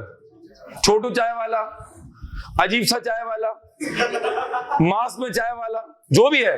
तो मैं भी अपना ब्रांड लॉन्च करूं। तो सर साजिद अचानक से जो ये बात कर रहे हैं, let's diversify into food business, ये मेरी क्या होगी? Corporate strategy. अच्छा ये बताओ फूड में करना क्या है? अब अगला सवाल कहो सर फूड में आप क्या करेंगे? आप फास्ट फूड खोलेंगे, कॉन्टिनेंटल, चाइनीज, इटालियन, या नॉर्मल चाय पराठा ढाबा खोलेंगे आप? और ये बताएं कि आप जो है वो किस तरह इसको करेंगे, आपकी टारगेट मार्केट क्या होगी। क्या आप ये जो न्यूटेला पराठे हैं क्या ये गरीबों को बेचेंगे या डिफेंस वालों को बेचेंगे, जो बेचारे सादा चॉकलेट का पराठा बेचारे 400 रुपए लेने में तैयार हैं। पता नहीं क्या हो गया उनको। 2 न्यूटेला पराठे दे दे, ओ भाई घर में बना के न्यूटेला लगा रो ना, 20 रुपए का पड़ेगा। नहीं ना, बाहर से खाना है, पैसे इतने क्या करें, कहाँ वेस्ट करें हम लोग। ठीक है जी, तो दे वांट न्यूटेला पराठा। ठीक है जी, अब आप न्यूटेला पराठा बेचेंगे या आप साथ में बारबेक्यू लगाएंगे। आप हैं किस बिजनेस में, आप हैं किस बिजनेस में, लेकिन आप क्या बेचेंगे, किस इलाके में बेचेंगे, मेरी टारगेट ऑडियंस क्या होगी, मेरी टारगेट मार्केट क्या होगी, that is your what strategy. क्या मेरी बात समझ आ रही। ये बात शुरू कहां से हुई है, इसके पसे पर्दा कौन है, जिसका मतलब क्या है, मैं ये करना चाहता हूं, ये मेरी क्या है यार, मैंने पहले क्वालिफाई करना है, फिर मैं जो है ना वो आर्टिकल जहां से मेरी आर्टिकल्स है वहां मैं 3 साल जॉब करूंगा, फिर I'll go to दुबई, फिर I'll shift to maybe Canada, फिर I'll shift to न्यूजीलैंड, फिर I'll come back to Karachi. ठीक है जी, अल्टीमेटली आना कहां है जी, वापस मुल्क में आना जी, आपने भाई के इलाके में आना, अपने बता दूं आपको। इसका मतलब है ये जो आपने पूरा चक्कर लगाया दुनिया का 5 मिनट के अंदर, ये आपकी क्या है, पर्सनल हैंड आउट में। शाबाश, बात यहां से शुरू करते हैं, फिर मैं बताऊंगा कि हमारा जो सिलेबस है वो कहां से पैदा हो रहा है अंदर से। हमारे सिलेबस की अभी बात थोड़ी देर पहले हो चुकी, कितने चैप्टर कहो, 9 चैप्टर्स, एक में एग्जांपल है, कितने बच गए कहो, 8 में से एक एथिक्स है, बताओ कितने बच गए, 7 में से जो 5 का ताल्लुक है वो इसी डायग्राम से जुड़ा हुआ है जो मैंने यहां छुपाया हुआ है। एकदम से जब मैं क्लिक करूंगा ना तो अंदर से गिरेंगे 5 चैप्टर तुम्हारे, नाम है उसका पेस्टल मॉडल। लेकिन पहले वहां तक पहुंच तो जाए कि चैप्टर शुरू कहां से होगा जी। डीजे वाले भाई हैंडआउट के पेज नंबर अगर 5 में आएंगे तो हमारे पास एक डेफिनेशन दी हुई, तमाम बच्चे जो ऑनलाइन मेरे साथ हैं वो भी जरा पार्टिसिपेट करेंगे जी। स्ट्रेटेजी क्या है जी, सबसे पहले पढ़े स्ट्रेटेजी की डेफिनेशन पढ़े, शाबाश। स्ट्रेटेजी इज द डिटरमिनेशन, जोर से माइक करीब करें, जरा आवाज जरा बुलंद करें जी, पढ़े शाबाश, स्टार्ट करें। Strategy is the determination of the basic, जी रुक जाए जी, फनी खराबी हजरात जी, ये स्विच होता है, इसको ऑन करते हैं इंशाल्लाह आवाज आती है जी, पर शाबाश जी। ठीक है जी, ये माइक ऑन करने की क्या है, स्ट्रेटेजी जी, शाबाश। Strategy is the determination of the basic long term goal, long term goals, क्या जी, लॉन्ग टर्म गोल्स, किस चीज का भाई, and the objectives of an enterprise and the adoption of courses of action and the allocation of resources necessary for carrying out these goals. ठीक है, strategy कह रहा है it's a determination of basic long-term goals and the objective of an enterprise and the adoption of course of action। तुम्हें वो course of action भी लेना पड़ेगा भाई। अचानक से one fine morning Air Sial नहीं खुल गई, आपकी जो एयरलाइन है पीआई तो आपकी कौमी एयरलाइन है, वन फाइन मॉर्निंग एकदम से 2 लोग उठे, बोला हाँ भाई जहाज क्या हिसाब है, अच्छा 4 करोड़ रुपए किलो, 2 पैक कर दें, एयर सेल चल भाई। ओ भाई सर, उसकी वर्किंग 2 साल पहले शुरू हो गई होगी, जहां कुछ लोगों ने ये स्ट्रेटेजी बनाई होगी कि हमें एविएशन बिजनेस में जाना है। तो जो 6 लोग दोस्त बैठे हुए थे जिनमें से एक ने मास्क लगाया हुआ था, उसने मास्क उतार के कहा क्या हम लोग सिर्फ एविएशन में डील करेंगे या हम अपने चिंची और ट्रक भी चलाएंगे। तो एक दोस्त ने कहा नहीं नहीं नहीं, हम सिर्फ एविएशन में डील करेंगे, रोड ट्रांसपोर्ट में नहीं आएंगे हम।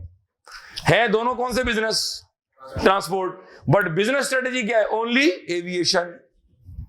अब इसी के अंदर फैसला होगा क्या हम पीआईए का मुकाबला करेंगे, क्या हम उनसे टिकट में जो पर आपकी टिकट है जो भी कराची इस्लामाबाद जो भी ट्रेवलिंग है, क्या हम टिकट की प्राइस में कॉम्पीट करेंगे या हम बच्चों को या लोगों को देंगे value added service. Should we go for price और कॉस्ट लीडरशिप और should we go for product differentiation. क्या हम मुतवस्सित तबके को टारगेट करेंगे या विल गो फॉर अमीर लोग कि जी पूरे जहाज में है ही बिजनेस क्लास। मिसाल दे रहा हूं मैं भाई, एक स्ट्रेटेजी है ना, हम चाह रहे हैं कि भाई गरीब बैठे ही ना, एक मिसाल है, हम चाह रहे हैं भाई मर्सिडीज क्या है, मर्सिडीज गरीबों का काम ही नहीं है, ऑडी भी गरीबों का काम नहीं, वो टारगेट को उस मासेस को टारगेट ही नहीं कर रहे। जो बंदा कराची में ऑल्टो ले रहा है भाई वो नहीं ले सकता ऑडी, उसकी स्टार्टिंग प्राइस 70-80 लाख रुपए, चाहे वो A3 हो या A4 हो A5 हो। इसका मतलब है आप मासेस को टारगेट नहीं कर रहे, अब आप कह रहे जी हम तो ऐसी एयरलाइन लेके आ रहे हैं जहां पर हो गई बिजनेस क्लास, जबरदस्त। ये आपकी क्या हो गई? अब नीचे बन रहे हैं डिपार्टमेंट्स, फाइनेंस डिपार्टमेंट, अगर मैं दिखा दूं आपको, ठीक है ना, मैं पूरे सब्जेक्ट पे ग्रिप करा रहा हूं आज। समझो कि जो मैं बता रहा हूं ना, ये समझो कि तुम्हारे कोर्स की जान है, और आगे जाके यही तुम्हारा कन्वर्ट होगा किसके अंदर? In the course of CA final. Functional strategy, तुम्हारा फाइनेंस डिपार्टमेंट, ये कल ऑडिट में बात भी हुई थी, याद है? तुम्हारा एडमिन डिपार्टमेंट, तुम्हारा सेल्स डिपार्टमेंट, तुम्हारा एचआर डिपार्टमेंट, तुम्हारा जनाब अली परचेज या सप्लाई चेन डिपार्टमेंट, ये क्या है? ये तुम्हारी फंक्शनल स्ट्रेटेजी है। ये सारे जो डिपार्टमेंट्स हैं, ये सारे जो तुम्हारे जिसके क्या कहेंगे इसको आप, इसको एसबी तो नहीं कहेंगे, इसको फिलहाल डिपार्टमेंट्स कह लें इसको आप, या इसको फंक्शंस कह लें आप। जी, फंक्शंस क्या है? They all are supporting what? They are supporting both business strategy and your corporate strategy. ये हमने पहला लेवल कवर किया। ये हम क्या इस वक्त कहां खड़े में? Levels of strategy. थोड़ा बात को आगे बढ़ाएं, जरा इंटरेस्टिंग बनाते हैं जी। जी, Strategic management therefore involves deciding answers to questions such as पहला, what business or businesses should we be in? कौन सा कारोबार करें? एविएशन करें, एजुकेशन का करें, क्लोथिंग का करें? उसके अंदर फिर मजीद आएगी, क्या हम जहां हम जो है ना वो एक्सपोर्ट करें, क्या हम सिर्फ सिंध में रहें, क्या हम ऑल पाकिस्तान बेचें? That would be what? वो आएगी बिजनेस स्ट्रेटेजी। आगे आ रहा है, आगे चलो।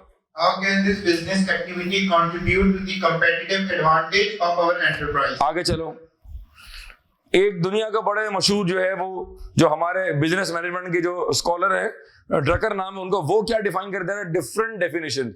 मुख्तलिफ लोगों ने टाइम टू टाइम की बेस के ऊपर स्ट्रेटेजी को मुख्तलिफ तरह से डिफाइन किया हुआ। जो सबसे अहम डेफिनेशन है वो यहाँ आपके हैंडआउट में मौजूद है।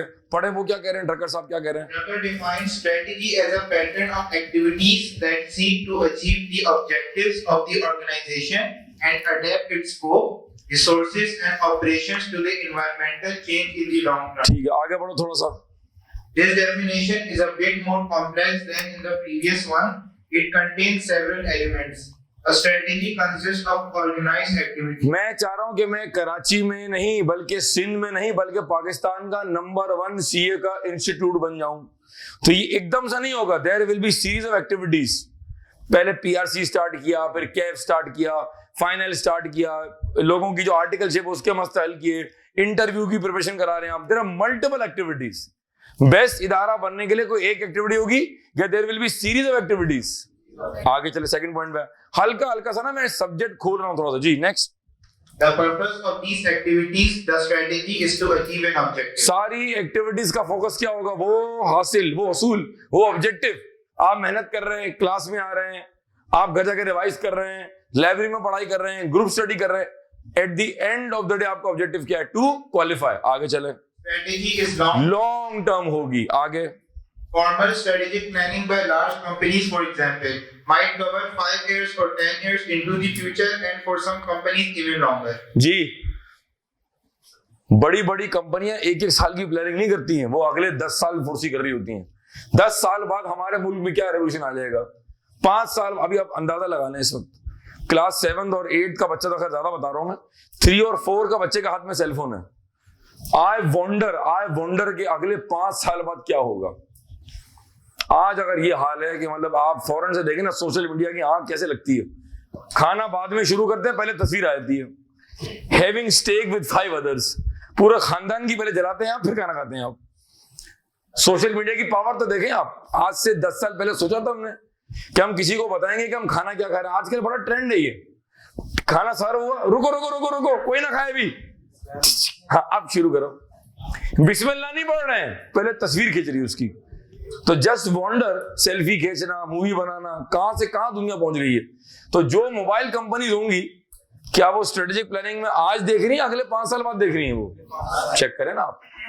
इसका मतलब अब आप गाड़ियां देख लें। अब आप आई वॉन्डर कि आज अगर गाड़ी में ये ऑप्शंस हैं तो फ्यूचर में क्या it would be a talking car.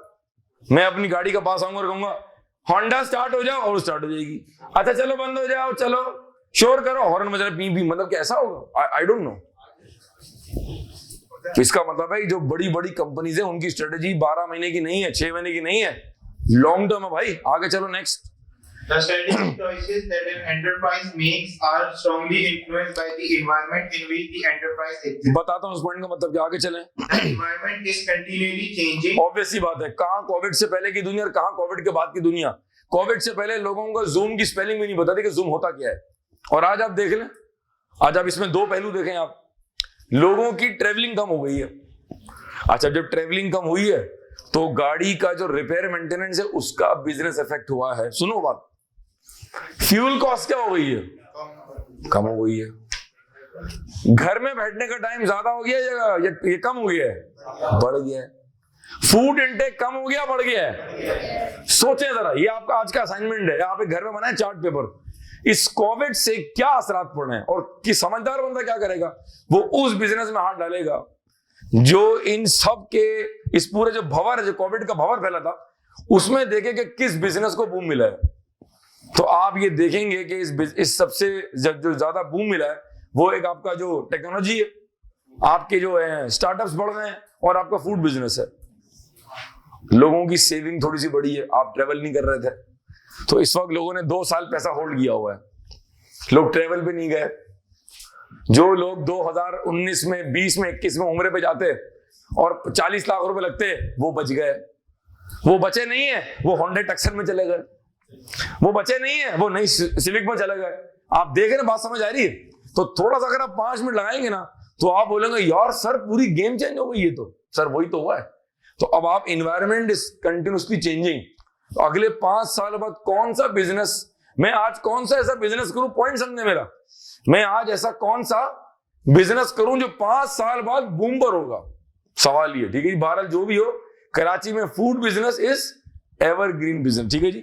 मौत पे भी चाय चाहिए, बच्चे की पैदाइश पे चाय चाहिए, शादी में चाय चाहिए, तलाक पे चाय चाहिए, हर जगह में क्या चाहिए, हमें चाय चाहिए, ठीक है जी। जी आप सही कह रहे हैं, आगे चलें। आखिरी पॉइंट जी। Strategies involve an enterprise in doing different things with different resources over time, as it is forced to adapt to change in its environment. ठीक है, नेक्स्ट पेज जाओ जरा, शाबाश, थोड़ा सा आगे बढ़ते हैं। अच्छा, एक और आ रही डेफिनेशन ऑफ स्ट्रेटेजी, एक और हमारे पास मैनेजमेंट के स्कॉलर्स हैं, जॉनसन, स्कोल्स एंड विटिंगटन। क्या कह रहे हैं जी? Have defined strategy as the, Johnson, Scholes and Whittington मैंने इसीलिए पढ़ दिया कि आपको तकलीफ ना, आगे बढ़े हैं। direction and the scope of an organization. अच्छा, एक एक जुमले पे गौर करें। The direction and scope of an organisation over the long term. ये बात तो तय हो गई कि स्ट्रेटेजी क्या होती है, लॉन्ग टर्म होती है मेरा बच्चा। आगे चलो। which achieves advantage in a changing environment through its configuration of resources and competencies with the aim of fulfilling stakeholder expectations. अच्छा, चूंकि तुम पहली बार रीड करो तो वो अच्छा बड़ा हल्का सा मेरे को तुम्हें अपने हिसाब से अडॉप्ट करना है कि तुम्हारा वॉइस बहुत लाउड तो नहीं। अब दोबारा पढ़ो। The direction and scope of an organization over the long term, which achieves direction and scope of an organization over the long term, which achieves advantage in a changing environment through its configuration of resources, ठीक है, and competencies with the aim of fulfilling stakeholder expectations. ठीक है। नीचे इसकी मजीद कहानी दी हुई, मैं इसको स्किप करता हूँ, आगे चलें। आप आ जाएं लेवल्स के ऊपर, पढ़ें शाबाश। It is usual to analyze strategy in a hierarchy of different levels. Johnson, Scholes and Whittington identify 3 levels of strategy. जी हजरात, मैं आगे बढ़ गया डेफिनेशन से। पहले हमने देखा कि व्हाट इज स्ट्रेटेजी। देखिए, मैं आपको अल्टीमेटली कहां लेके आ रहा हूं, मैं आपको वहां लेके आ रहा हूं जहां से आपका सिलेबस स्टार्ट हो रहा है। आपका सिलेबस स्टार्ट हो रहा है चैप्टर नंबर 1, इस पे लिखा हुआ है पॉलिटिकल एनवायरनमेंट। तो क्या मैं पहली क्लास में सियासत पर बात शुरू कर दूं कि जमहूरी हुकूमत हो या मार्शल लॉ हो, देखें मुल्क में क्या हो रहा है, देखें पीटीआई क्या कर रही है, देखें फलाने क्या कर रही है। आप बोलेंगे भाई ये कौन सी क्लास चल रही है? तो मैंने पॉलिटिकल एनवायरनमेंट पे आपको लाना है अगली क्लास में। कहां लाना है, वहां से मैं लेके जा रहा हूं आपको। वो कह रहा है it is usual to analyse strategy into hierarchy of different levels. Johnson, Scholes and Whittington identify 3 levels of strategy. We have a corporate strategy, we have a business strategy and we have a functional strategy. अगर मैं page turn करूं तो मुझे बात clear हो जाती है, मुझे बात समझ आ जाती है। Corporate strategy, what business should we be in? क्या हम होटल बिजनेस में आए, क्या हम फ्यूल बिजनेस में अपना पेट्रोल पंप खोल लें, क्या हम फूड बिजनेस में आए, क्या हम क्लोथिंग बिजनेस में आए, क्या हम फैशन बिजनेस में आए, कि हम टीचिंग बिजनेस में आए या एजुकेशन बिजनेस में आए? What business should we be in? Lucky Cement एक लकी टेक्सटाइल थी, डाइवर्सिफाई किया, लकी वन मॉल खोल लिया आपने। जितना आप टेक्सटाइल से नहीं बना रहे थे उतना आपने लकी वन मॉल खोल के पैसा बना लिया। कुछ आपने आउटलेट्स बेचे होंगे और कुछ आज भी आपकी शॉप्स रेंट पर होंगी। और जो गुलशन इकबाल में रहते हैं, लकी वन मॉल का क्या लेवल है, वो किस तरह मेंटेन हो रहा है, वो आपकी सोच है। किसी ने सोचा होगा, किसी ने 15 साल पहले ये स्ट्रेटेजी बनाई होगी जो आज शर्मिंदा ताबीर है। वहां बात खत्म नहीं हुई। फिर आपके पास जो है ना वो लकी सीमेंट भी है, बात यहां खत्म नहीं हुई। आपने फिर डाइवर्सिफाई किया और फिर आप आ गए ऑटोमोबाइल के अंदर। किया is a product of lucky group. एक सीमेंट फैक्ट्री है, पहले टेक्सटाइल में थे, फिर आपने शॉपिंग मॉल खोल लिया और अब आप जो है ना वो ऑटोमोबाइल सेक्टर में आ गए। ये जो आप सेक्टर्स चेंज कर रहे हैं, जो बिजनेस चेंज कर रहे हैं, ये क्या है? कॉर्पोरेट स्ट्रेटेजी है। कौन सी गाड़ी क्लास में जान नहीं आती, आप लोग पार्टिसिपेट नहीं करते, पता है मेरा इख्तलाफ है आपसे। कहें कौन सी गाड़ी? छोटी गाड़ी, बड़ी गाड़ी, सिडान, ये एसयूवी, ये जीप, 800 सीसी, 1000 सीसी, नॉर्मल गाड़ी या हाइब्रिड गाड़ी? ये क्या है? You are about to become इंशाल्लाह चार्टर्ड अकाउंटेंट्स। दिमाग चलाएं आप, खुदा का वास्ता बात करें आप, अपनी अकल को हिलाएं आप। बंद हो गई अकल सिर्फ चाय पीने में और सिगरेट पीने में खत्म हो गई आपकी। शुरू वहां से होती है, खत्म वहां हो जाती है। बात क्या करें? तो अगर आज किया वाले ये कहते हैं, जो बच्चे ऑनलाइन आप मेरे साथ है बेटा, अगर आज किया स्पोर्टेज वाले कहते हैं कि जी हम तो जो है ना वो स्टार्ट कर रहे हैं एयरलाइन इंडस्ट्री अपनी, and we are diversifying, we will have our own airline. ये बिजनेस स्ट्रेटेजी है, कॉर्पोरेट स्ट्रेटेजी? कॉर्पोरेट स्ट्रेटेजी के अंदर आप चले गए एयरलाइन। अब आप एयरलाइन में कैसे कॉम्पीट करेंगे? क्या हम छोटे जहाज लाएंगे? क्या बड़े जहाज लाएंगे? Should we operate 777? Should we operate Fokker? Should we operate Airbus 310 और 380 और 320? Should we go and charge expensive tickets? That's what. ये तो बेसिक्स है यार, ये एमएफए के बीएम की बेसिक्स है। ये नहीं पता, कुछ नहीं पता। आगे चलो, व्हाट इज बिजनेस स्ट्रेटेजी? जी बिजनेस स्ट्रेटेजी से पढ़ो। पेज नंबर 7 पे हूं बेटा, मेरे बच्चा ऊपर देखें मेरा, आप फौरन से गायब हो जाते हैं। जी यहां से पढ़े, शाबाश। Corporate strategy. How should we compete in each selected business? हाँ, कॉर्पोरेट स्ट्रेटेजी क्या कह रही है? पूरी क्लास क्या लिखा हुआ है जुमला? कॉर्पोरेट स्ट्रेटेजी में क्या लिखा हुआ है? हाँ, कॉर्पोरेट स्ट्रेटेजी कह रहा हूं मैं। क्या लिखा हुआ है? फिर क्या लिखा हुआ है? Business strategy. उसमें क्या लिखा हुआ है? हाउ शुड वी कम्पीट, कौन सी प्रोडक्ट में काम करें, कौन सी सर्विस दें, ये ऑफर करें ना करें। एसयूवी ऑफर करते हैं तो क्या 5 सीटर करें, 7 सीटर करें? अभी जो नया ब्रांड आपका है छंगन का, ओशन X7, वो गाड़ी हमने भी जाके देखी 2 बार, टेस्ट ड्राइव भी हमने उसके लिए, मस्ती थी हमें भी। वो समझे पार्टी आई है, उन्हें क्या पता, आगे मैंने रिक्शा रोका हुआ था अपना, गया मैं सूट पे था। सर आए सर, ये बता पे ऑर्डर कहाँ है? मैंने कहा अकाउंटेंट जैसी छुट्टियों से वापस आ जाएगा इंशाल्लाह आपको पे ऑर्डर दे देंगे। ना अकाउंटेंट छुट्टियों में गया है ना वो पे ऑर्डर बनेगा। हम तो गाड़ी की चड्डी लेने चले गए थे। ठीक है जी, एक 5 सीटर, एक 7 सीटर, ये क्या है? फिर आपने गाड़ी को लॉन्च की, उसका गाड़ी का भी ब्रांड है उनका एक, if you know the brand of Changan, जो गाड़ी ब्रांड लॉन्च की उन्होंने, एल्सवेयर। अब आप गाड़ी भी बना रहे हैं और आप एसयूवी भी बना रहे हैं। कल को आपने मजीद कोई बड़ा ब्रांड लॉन्च कर दिया, लाइक फॉर्च्यूनर टाइप। वैसे तो ये फॉर्च्यूनर की टक्कर की गाड़ी है, बट अगर आप मजीद कोई और डाइवर्सिफिकेशन लेके आएंगे तो वो फिर क्या होगी आपकी? ठीक है, नेक्स्ट पढ़ो जी। जो बच्चे ऑनलाइन आप मेरे साथ हैं बेटा, सो तो नहीं गए आप? जी बिरयानी घर में बनी हुई, अम्मी ने बिरयानी बनाई है और तमाम बच्चे बिरयानी फोड़ रहे हैं जी। और हल्का हल्का मेरी बात भी सुनो, करे यार समझ तो आ रहा है लेकिन सुरूर बढ़ा रहा है, वो मेरा नहीं है, बिरयानी का है। जी आगे चलें। Functional strategy. For each business function, how can that function contribute to the competitive advantage? हाँ, दोबारा पढ़ो, आप पढ़े, पूरी क्लास यहाँ देखे, पढ़ो शाबाश। For each business function, how can that function contribute to the competitive advantage of the entity? मेरा फाइनेंस डिपार्टमेंट, मेरा एडमिन डिपार्टमेंट, मेरा सेल्स डिपार्टमेंट, मेरा एचआर डिपार्टमेंट, मेरा प्रोक्योरमेंट डिपार्टमेंट, मेरा फलाना डिपार्टमेंट, ये सब किसके उसूल के लिए काम कर रहे हैं? My business and my. इसका मतलब है अगर मैं कंपनी से ये वाला फंक्शन निकाल दूंगा तो फिर मेरा कॉर्पोरेट ऑब्जेक्टिव मीट, फिर मेरी बिजनेस स्ट्रेटेजी प्रॉपर परफॉर्म नहीं करेगी। आगे चलो। अच्छा, अब मैं एक और चीज पे आता हूं, सवाल एंड में करना मेरा बच्चा, एक फ्लो चल रहा है सब मेरा, ठीक है? कहो स्ट्रेटेजिक मैनेजमेंट, कहो स्ट्रेटेजिक मैनेजमेंट। तीन बातें उसके अंदर, कहो तीन बातें हैं, स्ट्रेटेजिक एनालिसिस या पोजीशन, चॉइस, इंप्लीमेंटेशन। अब बात समझो जरा, पार्क सुजुकी, ठीक है, क्या बनाते हैं वो? ऐसा वो कहते हैं और बनाते भी हैं मुनासिब, ठीक है। हमें पार्क सुजुकी से कोई इख्तलाफ नहीं है, हमें बस ये इख्तलाफ है कि आप ये बोतलों के कैन से गाड़ी क्यों बना रहे हैं, ठीक है? भारत गाड़ी बना रहे हैं वो हजरात, पार्क सुजुकी वाले गाड़ी, इस पे कोई डिसएग्रीमेंट तो नहीं किसी का, ठीक है जी। अचानक से पार्क सुजुकी के सीईओ को ख्वाब में बाबा जी आए और उन्होंने ख्वाब में देखा कि सुजुकी का जहाज उड़ रहा है। हालांकि वो खुद हंसे, पुल पे तो चढ़ नहीं रही गाड़ी, ये डायरेक्ट हवा में जहाज चल रहा, सही कह रहा है। मुझे वो सुबह उठे, उन्होंने फौरन से एक बीओडी की मीटिंग कॉल कर ली, बोला जो जहां है जिस हाल में, नहीं मतलब प्रॉपर फ्रेशन अप होके फौरन पहुंचे, नाश्ता मेरी तरफ से पहुंचो।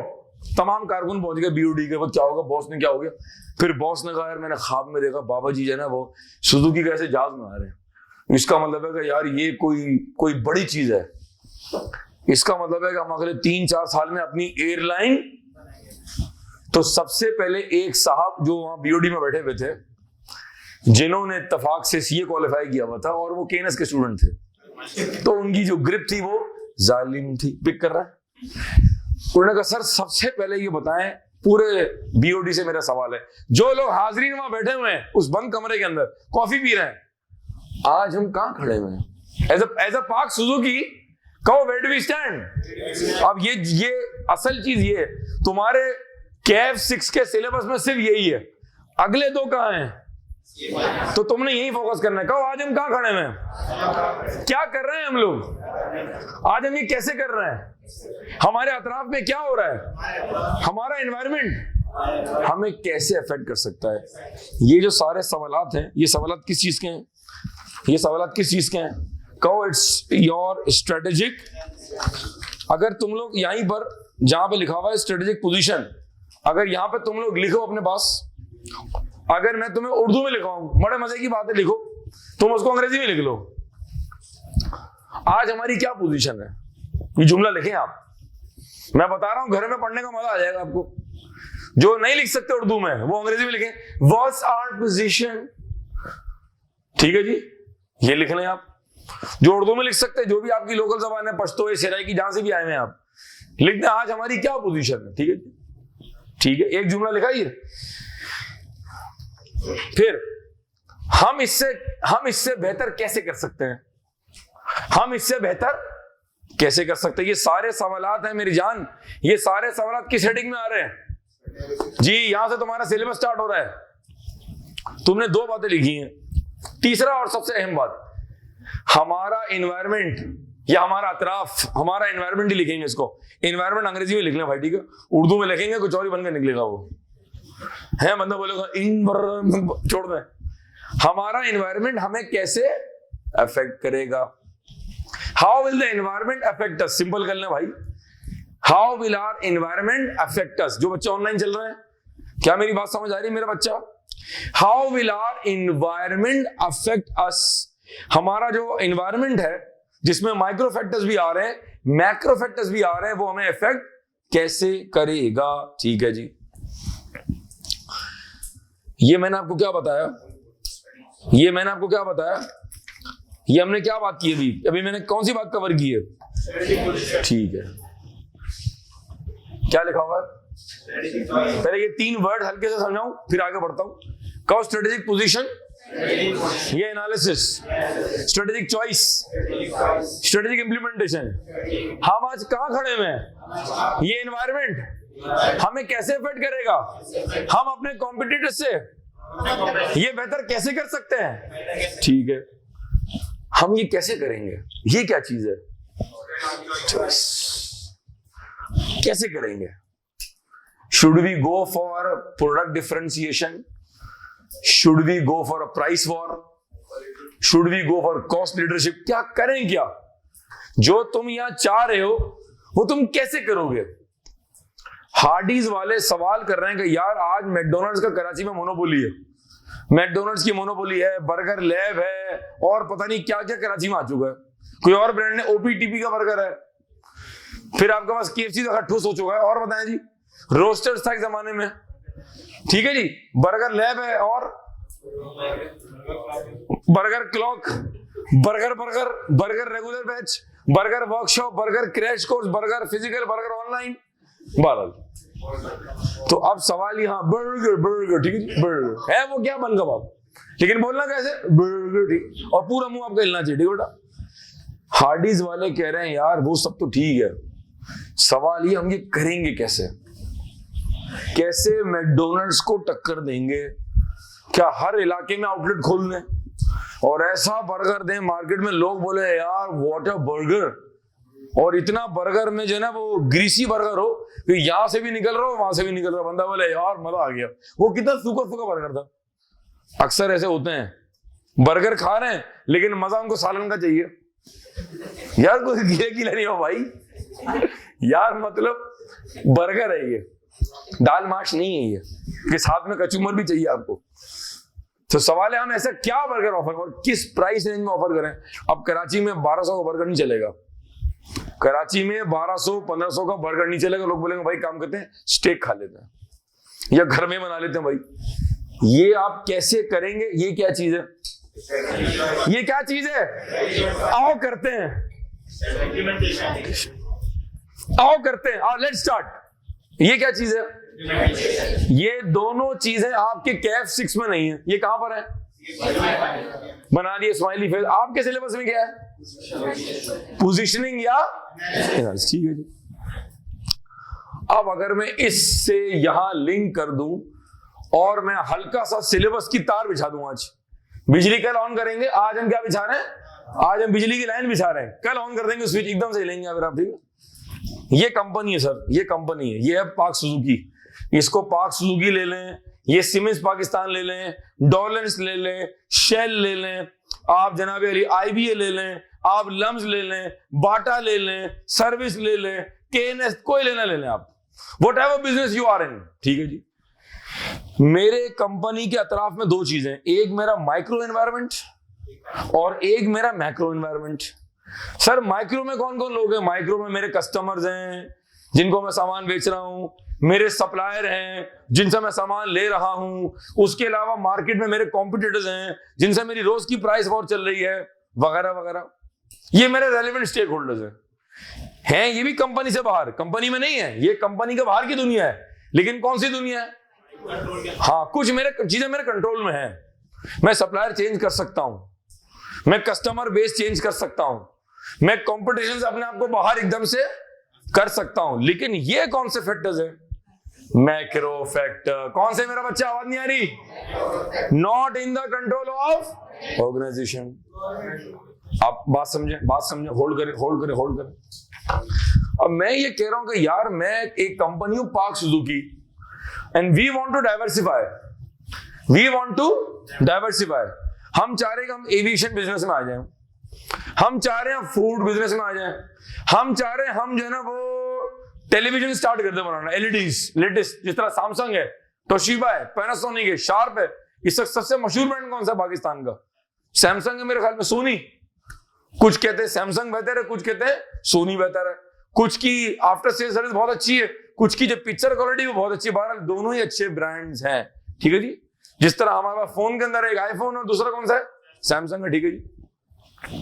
ओप्पो, ये कौन था, ओ गरीबो, ठीक है जी।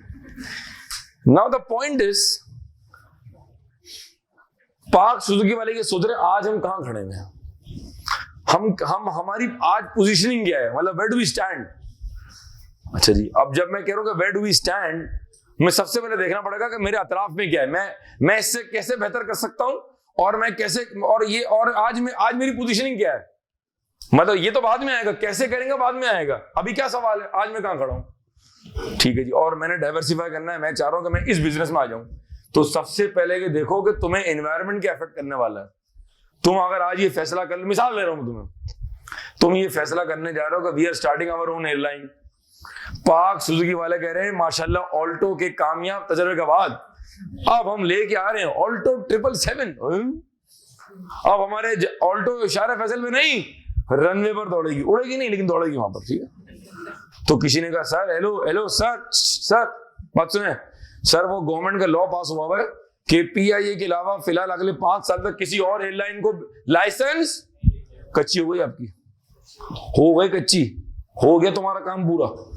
और यार शिट, मैंने तो 5 जहाज खरीद लिए थे, और यार शिट मैंने तो उससे बात भी कर ली थी, और यार फला मैं तो ये भी करके बैठा हुआ था। अबे भाई तू पागल था, तूने पहले देखा कि तेरा अतराफ, तेरा एनवायरनमेंट तुझे अफेक्ट कैसे करेगा। तू ये कर भी सकता है कि नहीं कर सकता। तुम इंपोर्ट एक्सपोर्ट के बिजनेस में आ रहे हो और तुम्हारा जो रुपी है उसका हाल तुम देख लो, अल्लाह माफ करे। $8 180 का, अल्लाह पाक मैं रात को नियत करके सो, अल्लाह पाक सुबह जब मैं उठूं तो $1 180 का ही हो। जब मेरी सुबह आंख खुली 5 बजे $1 185 हो गया था। और आप जो माल बेचते हैं उसके जो रॉ मटेरियल है वो बाहर से मंगाते हैं आप। पहले मैं 180 रुपए दे के $1 लेता था, अब मैं 185 रुपीज दे के क्या ले रहा हूं मैं, तो मेरे खर्चे कम हो गए, बढ़ गए। यार छुट्टी तुमने सोचा ही नहीं। तो भाई तूने अपनी पोजीशनिंग देखी ही नहीं, तूने स्ट्रेटेजिक एनालिसिस किया ही नहीं। स्ट्रेटेजिक एनालिसिस या पोजीशन के अंदर मैक्रो फैक्टर्स जो कि मेरा एनवायरनमेंट है, इसको असेस करने के लिए दुनिया में 2 बड़े जबरदस्त मॉडल्स हैं। एक को कहते हैं पेस्टल मॉडल, और एक है जनाब पोर्टर्स डायमंड मॉडल। कहो जी, पोर्टर्स डायमंड मॉडल। खवातीन आपको डायमंड नहीं मिलेगा, प्लीज नोट कर लें। एक है जी पेस्टल मॉडल और एक है Michael porters diamond model. Diamond model जो है वो आपके कैफ 6 के सिलेबस में नहीं है, ये आप 1 सेकेंड पढ़ लेंगे सीए फाइनल में। अगर मैं इस जगह को मिटा के भाई पेस्टल को अगर यहां ले आऊं, पेस्टल भाई अगर आप कोने से निकल के दरमियान में आ जाएं तो हमें बड़ी खुशी महसूस होगी। पेस्टल ने कहा हाँ मैं आ रहा हूं, ठीक है। PESTEL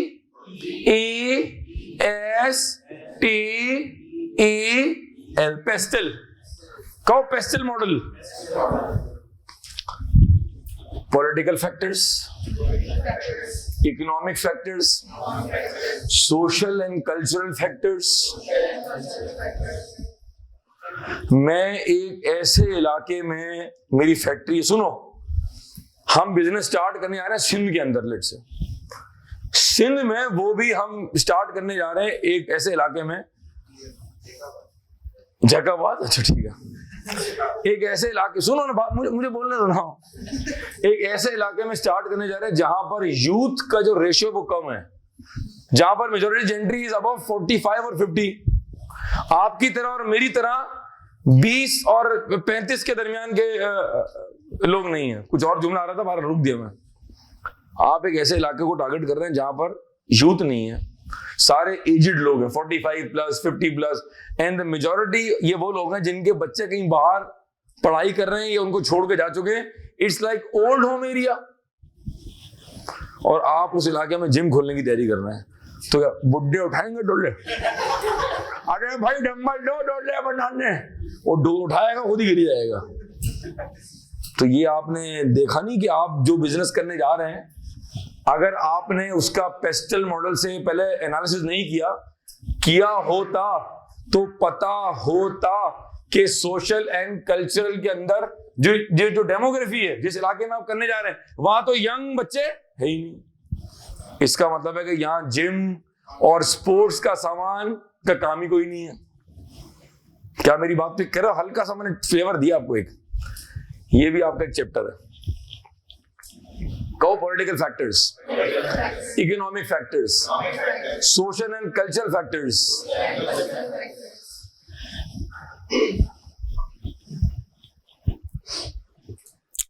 आप एक ऐसी ड्रिंक मार्केट में लेके आ रहे हैं जिसमें हल्का सा जरूर है, आप पेप्सी बना रहे हैं, कोक पी रहे हैं, आप जो भी बना रहे हैं, अचानक से आपको एक ऐसी ड्रिंक का फॉर्मूला मिल गया जिसमें हल्का सा चाशनी है, और बंदा कह रहा है यार जब मैं एक सिप लेता हूँ ना ऐसा लगता है कि कोई गम ही नहीं है? और सबसे पहला तजर्बा हमने पिलाया सीईओ को, उसने 10 मिनट में पूरी कंपनी को बोनस दे दिया। और जब नशा उतरा करे, नहीं ये मुझसे कैसे हो गया, किसने पिलाई मुझे ड्रिंक? बोला सर देगा, पहला घूंटी आपको कहीं और ले गया है? क्या इस किस्म की ड्रिंक हमारे माशरे में एक्सेप्टेबल है? ये सवाल मेरा उन लोगों से जो घर बैठकर पता नहीं किस हालत में पड़ रहे हैं इस वक्त। जी, क्या हमारे माशरे में ऐसी ड्रिंक जिससे सुरूर आ रहा है? Will people accept it?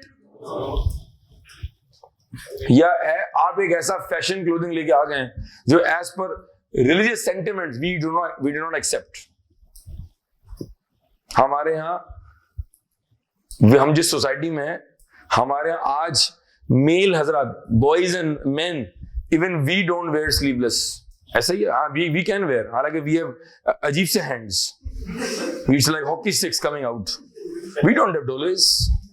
Inshallah, in 6 months we'll have dollars. Inshallah. Now the point is, do we wear this? Is it normal or looks odd? जब हजरात पे ऑर्डर, तो खवातीन तो फिर आप छोड़िए, as per religion, as per फलाना। तो अगर मैं आज एक क्लोथ इंडस्ट्री में हूं, मैं लिवाइस हूं, और ब्रांड्स बताएं मुझे, मैं कॉटन एंड कॉटन हूं, और ब्रांड, मैं कैम्ब्रिज हूं, डाइनर्स हूं मैं, वेरी गुड, शाबाश, मैं बोनेंजा हूं, हम ठीक है, जे डॉट सही कह रहा है, क्लोथिंग भी है, परफ्यूम्स भी हैं। आज हम एक ऐसा वेंचर स्टार्ट करने की बोर्ड में मीटिंग कर रहे हैं जहां हम कह रहे हैं कि सर ऐसे कपड़े, सर उधम। किसी ने कहा भाई ये जो तू प्रोडक्ट लॉन्च करने की बात कर रहा है, क्या ये हमारे माशरे में एक्सेप्टेबल है? Does our culture accept this, yes और नो? तो आप ये तो दूर की बात है, कैसे करेंगे?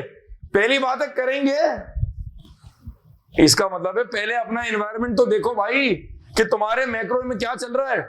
ये वो फैक्टर्स हैं जो तेरे अख्तियार में, जो तेरे कंट्रोल में नहीं है भाई। दोबारा देख रहा हूं मैंने सिलेबस शुरू कर दिया, बता रहा हूं मैं।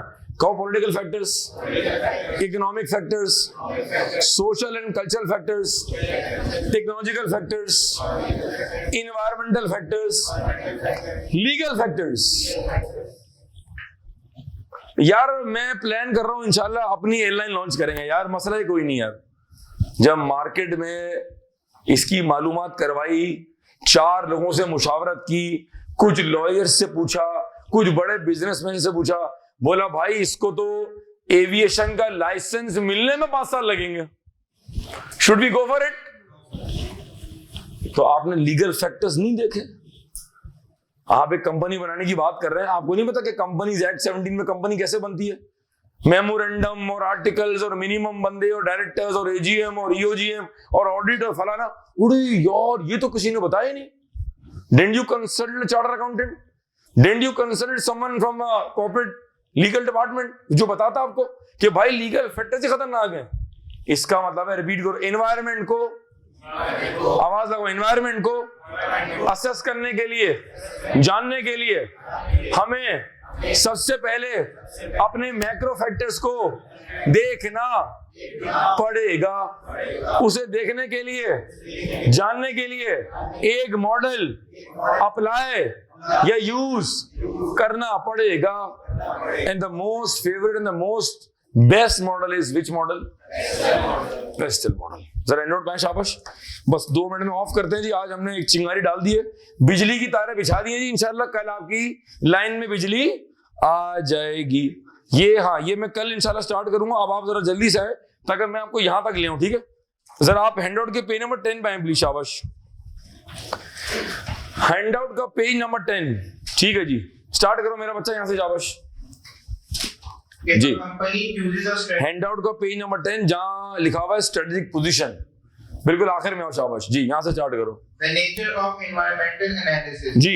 A business entity cannot exist in an isolation from its environment. जी, can we exist in isolation or environment will affect us? Obviously environment will affect us जी। It interrelates with its environment and its survival and strategic success Depends on depends on how well it responds to the threats and opportunities that the environment provides. Covid में बहुत सारे नए business के मौके मिले, food पांडा click हो गया, घरों में बैठकर शॉपिंग की आदत हो गई। अम्मा ने कहा अपना फर्रुख के अब्बा आज मेरे रोटी का मूड नहीं है, कुछ ऑर्डर कर लो। अच्छा जी, फूड पांडा जिंदाबाद।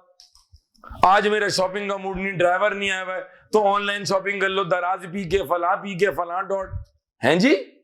वो यार अभी मेरे पास गाड़ी नहीं है तो मीटिंग कैसे होगी, तो बॉस आज मैं नहीं आ सकता। बॉस ने कहा मैं तुझे जूम का लिंक भेज रहा हूँ। मैंने कहा बॉस शिट यार, चीजें चेंज हो गई हैं। क्या बोलते हो आप? इंटरनेट का बिजनेस बढ़ गया, घर बैठे हुए हैं, घर बैठ के लोगों ने बुक रीडिंग शुरू कर दी है, लोगों ने मूवीज देखना शुरू कर दी है, नेटफ्लिक्स की ईद हो गई है, चांदी हो गई उसकी। तो लोगों ने कोविड में क्या किया? नेटफ्लिक्स देखा है। जूम वाला काम जूम कर रहा है यार, ये जूम नहीं है, अब ये धूम है। ऐसा ही है। इसका मतलब है आप एनवायरनमेंट से अफेक्ट हो रहे नहीं हो रहा है? सर बिल्कुल। और आगे चलें जी, शाबाश। An entity's environment is anything that is not a part of the entity itself. दोबारा पढ़ें और आप पूरी क्लास यहाँ देखें, शाबाश पढ़ो। An entity's environment is anything that is not a part of the entity itself. ये कंपनी, इसके बाहर जो है वो क्या है? इसके बाहर जो है वो क्या है? कहो एनवायरनमेंट। कौन सा वाला? माइक्रो भी। कौन सा तुम्हारे अख्तियार में नहीं है? कौन सा तुम्हारे अख्तियार में है? आप पढ़ो। An entity's environment is anything that is not a part of the entity itself. For the business organization, the environment includes customers. इधर देखो, कस्टमर। आप पढ़ो। Customers, Potential customers. Potential customers, Markets. Markets, Competitors. Competitors, Suppliers. Suppliers, Governments. Governments. And potential sources of new employees. अच्छा, अब कहाँ चले गए? साथ साथ किसकी बात कर रहा है वो? मैक्रो को भी टच कर लिया उसने। आगे चलो। It also includes the social, political, and economic environment in which the entity exists. ठीक है। इस पूरे पैराग्राफ में शायर क्या कह रहे हैं? इस पूरे पैराग्राफ में, इस पूरे बंद में शायर दो बातें कर रहे हैं। कह रहे हैं इश्के माइक्रो भी और इश्के मैक्रो भी। आगे चले जी। The importance of environmental factors for strategic management arises because organizations operate within environment and interact with it. ठीक है। Changes in the environment can be large and significant and continually happening. बिल्कुल सही। आज का environment देख ले कैसा change हो रहा है। हो रहा नहीं हो रहा जी चेंज? आगे चले। Future changes can be very difficult to predict. हाँ, अब अगर अल्लाह ना करे, 100 बार अल्लाह ना करे, अगर 6 महीने बाद दोबारा ये कोविड वाली कहानी हो गई तो फिर हम कहाँ खड़े होंगे? हम थोड़ा सा मेंटली प्रिपेयर्ड है। कौम ने कहा अल्हम्दुलिल्लाह, हम होटल नहीं जा सकते तो क्या हुआ? हमने खाना पीना नहीं छोड़ना है। पहले हम 5 किलो गोश्त खाते थे, इंशाल्लाह अल्लाह पाक नियत कर रहे हैं 20 किलो गोश्त खाएंगे। हमने छोड़ना नहीं है, क्योंकि हमारी कौम क्या चाहती है? खाना। क्या? इस पर बाद में बात करेंगे। आगे चलें जी, शाबाश। Purpose of the analysis is to अच्छा, एक मिनट, अब आप पढ़े, पूरी क्लास यहाँ देगा भाई, आपने पढ़ना जी। The purpose of the analysis is to assess the environment, to analyze the position of an entity in relation to its environment. मैं कहाँ खड़ा हूँ आज? मेरी क्या पोजीशन है? क्या हो सकता है, नहीं हो सकता है? मिसाल दे रहा हूं मैं एक इंस्टीट्यूट स्टार्ट करने जा रहा हूं और मैंने फैसला किया कि वी ओनली गो फिजिकल। भाई अब फिजिकल की कहानी नहीं है, अब आपको साथ में हाइब्रिड ऑप्शन देना पड़ेगा, क्योंकि टेक्नोलॉजिकल एनवायरनमेंट क्या हो चुका है? चेंज हो चुका है। मैं एक नया कैंपस स्टार्ट कर रहा हूं और क्या तेरे भाई कैंपस बना रहा है। सर कहां बना रहे हैं? कटी पहाड़ी के पीछे। सर वहां तो रांगड़ है, वहां आप क्या कर रहे हैं? वहां तो बच्चे निकर पहन के टायर चला रहे, आप वहां क्या कर रहे हैं जी? और ये तो मैंने सोचा ही नहीं यार कि वहां तो सोशल और कल्चर मामले ही कुछ और है। वहां तो बच्चे 3 जमातें नहीं पढ़ रहे हैं, तो आप वहां एसी और सी लॉन्च करके क्या करेंगे? इसका मतलब है कि मैंने क्या मिस कर दिया? Social and cultural factors. Plus Karachi में कोई ऐसा इलाका मुझे बताएं, डोंट गेट ऑफेंडेड, जो बच्चे ऑनलाइन आप भी बात करें, कराची में या सिंध में ऐसा कौन सा इलाका है that is little dangerous to work? Lalukhet. बेटा लालू खेत में जियाले रहते हैं, जियाले। आइंदा लालू खेत की बात नहीं करना जी। लियारी। अच्छा जी, और कोई इनपुट जी जो ऑनलाइन बैठे हुए हैं? कोई ऐसा इलाका या कोई हमारे सिंध का ऐसा कोई एरिया जहां तुम्हें लगता है कि सर वहां करप्शन बहुत ज्यादा है या वहां लॉ एंड ऑर्डर का मसला है? जी आराम से बात करें जी, कुछ लोग जी। ठीक है जी, कोई आवाज नहीं आ रही जी। ऑनलाइन वाले बच्चे सो गए हैं, कह रहे हैं अल्लाहुम्मा बिस्मिका अमूतु व अहया, सो गए जी। लड़का ना, ओ बेटा क्या बातें कर रहा है, बिलावल यहाँ से निकल आएगा अभी जी। चले जी, लियारी, ठीक है, लियारी, यहाँ भी लियारी खवा रहे। कौन है, नाम बताओ अपना तो मुझे। हम एक बिजनेस स्टार्ट करने जा रहे हैं। We are planning to open Hardee's, you know, Hardee's top brand. The burger would be 1500 without cheese and 1700 with lots and lots of cheese. Sir आपकी लोकेशन क्या है? लियारी। बेटा पहले दिन आपका ऐसे हसीन आपको पत्थर पड़ेंगे जब बाहर के लोग बोलेंगे चिड़े बाबा क्या करता नहीं इधर। वहां आप कोई और काम कर लेते हैं, वहां आप कोई चाय पराठा खोल लेते हैं। आपने खोला भी क्या है? हार्डीज। मुझे बताएं वो जो उस इलाके का जो थ्रेट है, सिक्योरिटी थ्रेट, या वहां पर पॉलिटिकल कोई अनरेस्ट है, do you think it is a good decision to open over there? You tell me this. Sir वहां तो पॉलिटिकल इतने ज्यादा कॉन्फ्लिक्ट्स हैं कि सर वो इलाका ठीक नहीं है। सर आपका फूड बिजनेस में आने का आइडिया बहुत अच्छा है, क्योंकि कौम को सिर्फ खाना है, हुकूमत भी खा रही है अल्हम्दुलिल्लाह। इतना मुल्क में अल्लाह पाक ने बरकत दी है, इतने साल से खा रहे, खत्म ही नहीं हो रहा। कायदे में कहा खाओ मेरे बच्चों, जितना खाना है खाओ, अल्लाह पाक मिलकर खाओगे बरकत देगा, खत्म ही नहीं हो रहा वो, ठीक है। नाउ द पॉइंट इज कि आप जो लियारी में बिजनेस करने जा रहे हैं, थोड़े से वहां पर पॉलिटिकल मसाइल है। मेरी बात समझ आ रही है? तो ये पॉलिटिकल अनरेस्ट, या आप एक ऐसे मुल्क से, आप एक ऐसा बिजनेस करने जा रहे हैं जहां सारा माल जो है वो आपका आएगा रशिया से, जो उसका रॉ मटेरियल कहां मिलता है वो, और रशिया से भी माल नहीं आ सकता। वो कह रहे हैं सिर्फ असला आएगा, वो भी उड़ता हुआ। हम आपको माल सप्लाई बिकॉज अज्यूम कर रहे हैं, एग्जाम्पल में, because of the political relationship between Pakistan and Russia और व्हाटएवर, करंटली हम वो रॉ मटेरियल यहां पर नहीं मंगा सकते। इसका मतलब है जब मैंने अपनी पोजीशनिंग देखी, जब मैंने कौन से फैक्टर देखे, जिसका कौन सा मॉडल था, जिसमें मैंने क्या देखा, ये तुम्हारा सिलेबस का चैप्टर 1 है, और चैप्टर नंबर 1 जो है वो 20 मिनट में हो जाएगा इंशाल्लाह। हंसते खेलते, मतलब बता दो मजा कहाँ आएगा। आगे चले जी, अभी मजे लेंगे, आगे चले शाबाश। And to judge how the entity strategies should be developed to take advantage of opportunities and deal with any potential. ठीक है सर, ये बार बार 2 जुमले आ रहे हैं यहाँ पर, कहो अपॉर्चुनिटी, कहो थ्रेट, कहो स्वॉट, स्वाद नहीं स्वॉट, ये अल्लाह कहाँ फंसी हूं मैं, कहो स्वॉट analysis, my strengths, my weaknesses, the opportunities and the threats. ये भी हमने सिलेबस में पढ़ना है, कहो SWOT analysis, strength, weaknesses, opportunities, threats. अगली क्लास या उससे अगली क्लास में बताऊंगा कि जब हम मैक्रो एनवायरनमेंट का एनालिसिस करेंगे वाया पेस्टल, तो उसमें से 2 चीजें गिरेंगी माशरे में या एनवायरनमेंट में, हमारे लिए और हमारे लिए। कराची का बच्चा लाहौर के टीचर का लेक्चर देख रहा है, ये मेरे लिए क्या है? दोबारा कराची का बच्चा ऑडिट के लिए, खबरदार नाजुक सूरत हाल है ये, ऑडिट के लिए वो हमारे लाहौर में बहुत से टीचर्स है माशाल्लाह, इस्लामाबाद में टीचर है, वो उनका लेक्चर भी देख रहा है, जिसकी एक्सेस पहले। ये हमारे लिए एज एन इंस्टीट्यूट क्या है, लेकिन पंजाब का बच्चा कह रहा है सर तुसी क्या पढ़ाते हो सर जी, ये हमारे लिए क्या है, to be discussed in future. ठीक है, बड़ा इंटरेस्टिंग लेक्चर, मजा एंजॉय करेंगे। आगे चलें सर, शाबाश। It is the first step towards formulating a business strategy. अब अगर आप ये गोल ऑस्ट्रिच का अंडा देखें आप, तो दरमियान में क्या दिया हुआ है, उसके अगले पर्दे में कौन आ रहा है, उसके अगले पर्दे में कौन आ रहा है, उसके अगले पर्दे में कौन आ रहा है। ठीक है जी, अब अगर मैं गौर से देखूं तो मैंने इसको यूं भी कर दिया है कि एक तो मेरा माइक्रो है, दूसरा मेरा क्या है, मैक्रो है। ठीक है जी, और हम क्लास का इख्तिताम आखिरी बात पर करते हैं। अगर आप पेज टर्न कर लें अपना, तो हमारे पास हेडिंग पढ़ लें, बस मैं ऑफ करता हूं, फिर ऑडिट भी है जी। 2 important models for environmental analysis. जी, In your एग्जाम आपसे बात कर रहा है, मैं क्वालिफाई कर चुका, आगे बढ़े जी।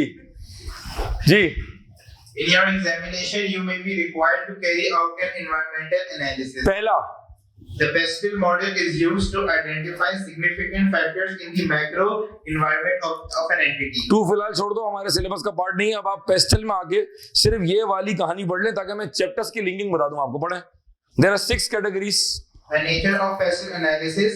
There are 6 categories of environmental influence. जी, Political environment, चैप्टर नंबर 1 आगे चलो, in economic environment, chapter number 2 आगे चलो, social and cultural environment, chapter number 3 आगे चलो, technological environment, chapter number 4 and chapter number 5 आगे चलो। ecological influence, ये नहीं है सिलेबस में, आगे चलो। legal environment, लीगल एनवायरनमेंट भी चैप्टर नंबर 3 में ही कवर्ड है। इसका मतलब है अगर ये मैं तुम्हारे सामने सिलेबस खोल दूं, जो मैंने सिलेबस खोला है, तो हमारे पास बीएम के पोर्शन के कितने चैप्टर रखा हो? 9 चैप्टर्स। एक एग्जांपल्स का है, कितने बचे? 8 में से एथिक्स निकाल दो, कितने बचे? 7 में से तुम्हारे पास 5 चैप्टर किसके हैं? तो 7 में से 5 गए तो कितने बचे? 2। उन 2 में है कंटेंट जबरदस्त सा। स्वॉट एनालिसिस पढ़ेंगे, माइकल पोर्टर्स 5 फोर्स मॉडल पढ़ेंगे, प्रोडक्ट लाइफ साइकिल मॉडल पढ़ेंगे, एंजॉय करोगे, मजा आएगा। ये वो सब्जेक्ट है जो मैं पिछले 24 साल से रन कर रहा हूं, बिजनेस कर रहा हूं मैं।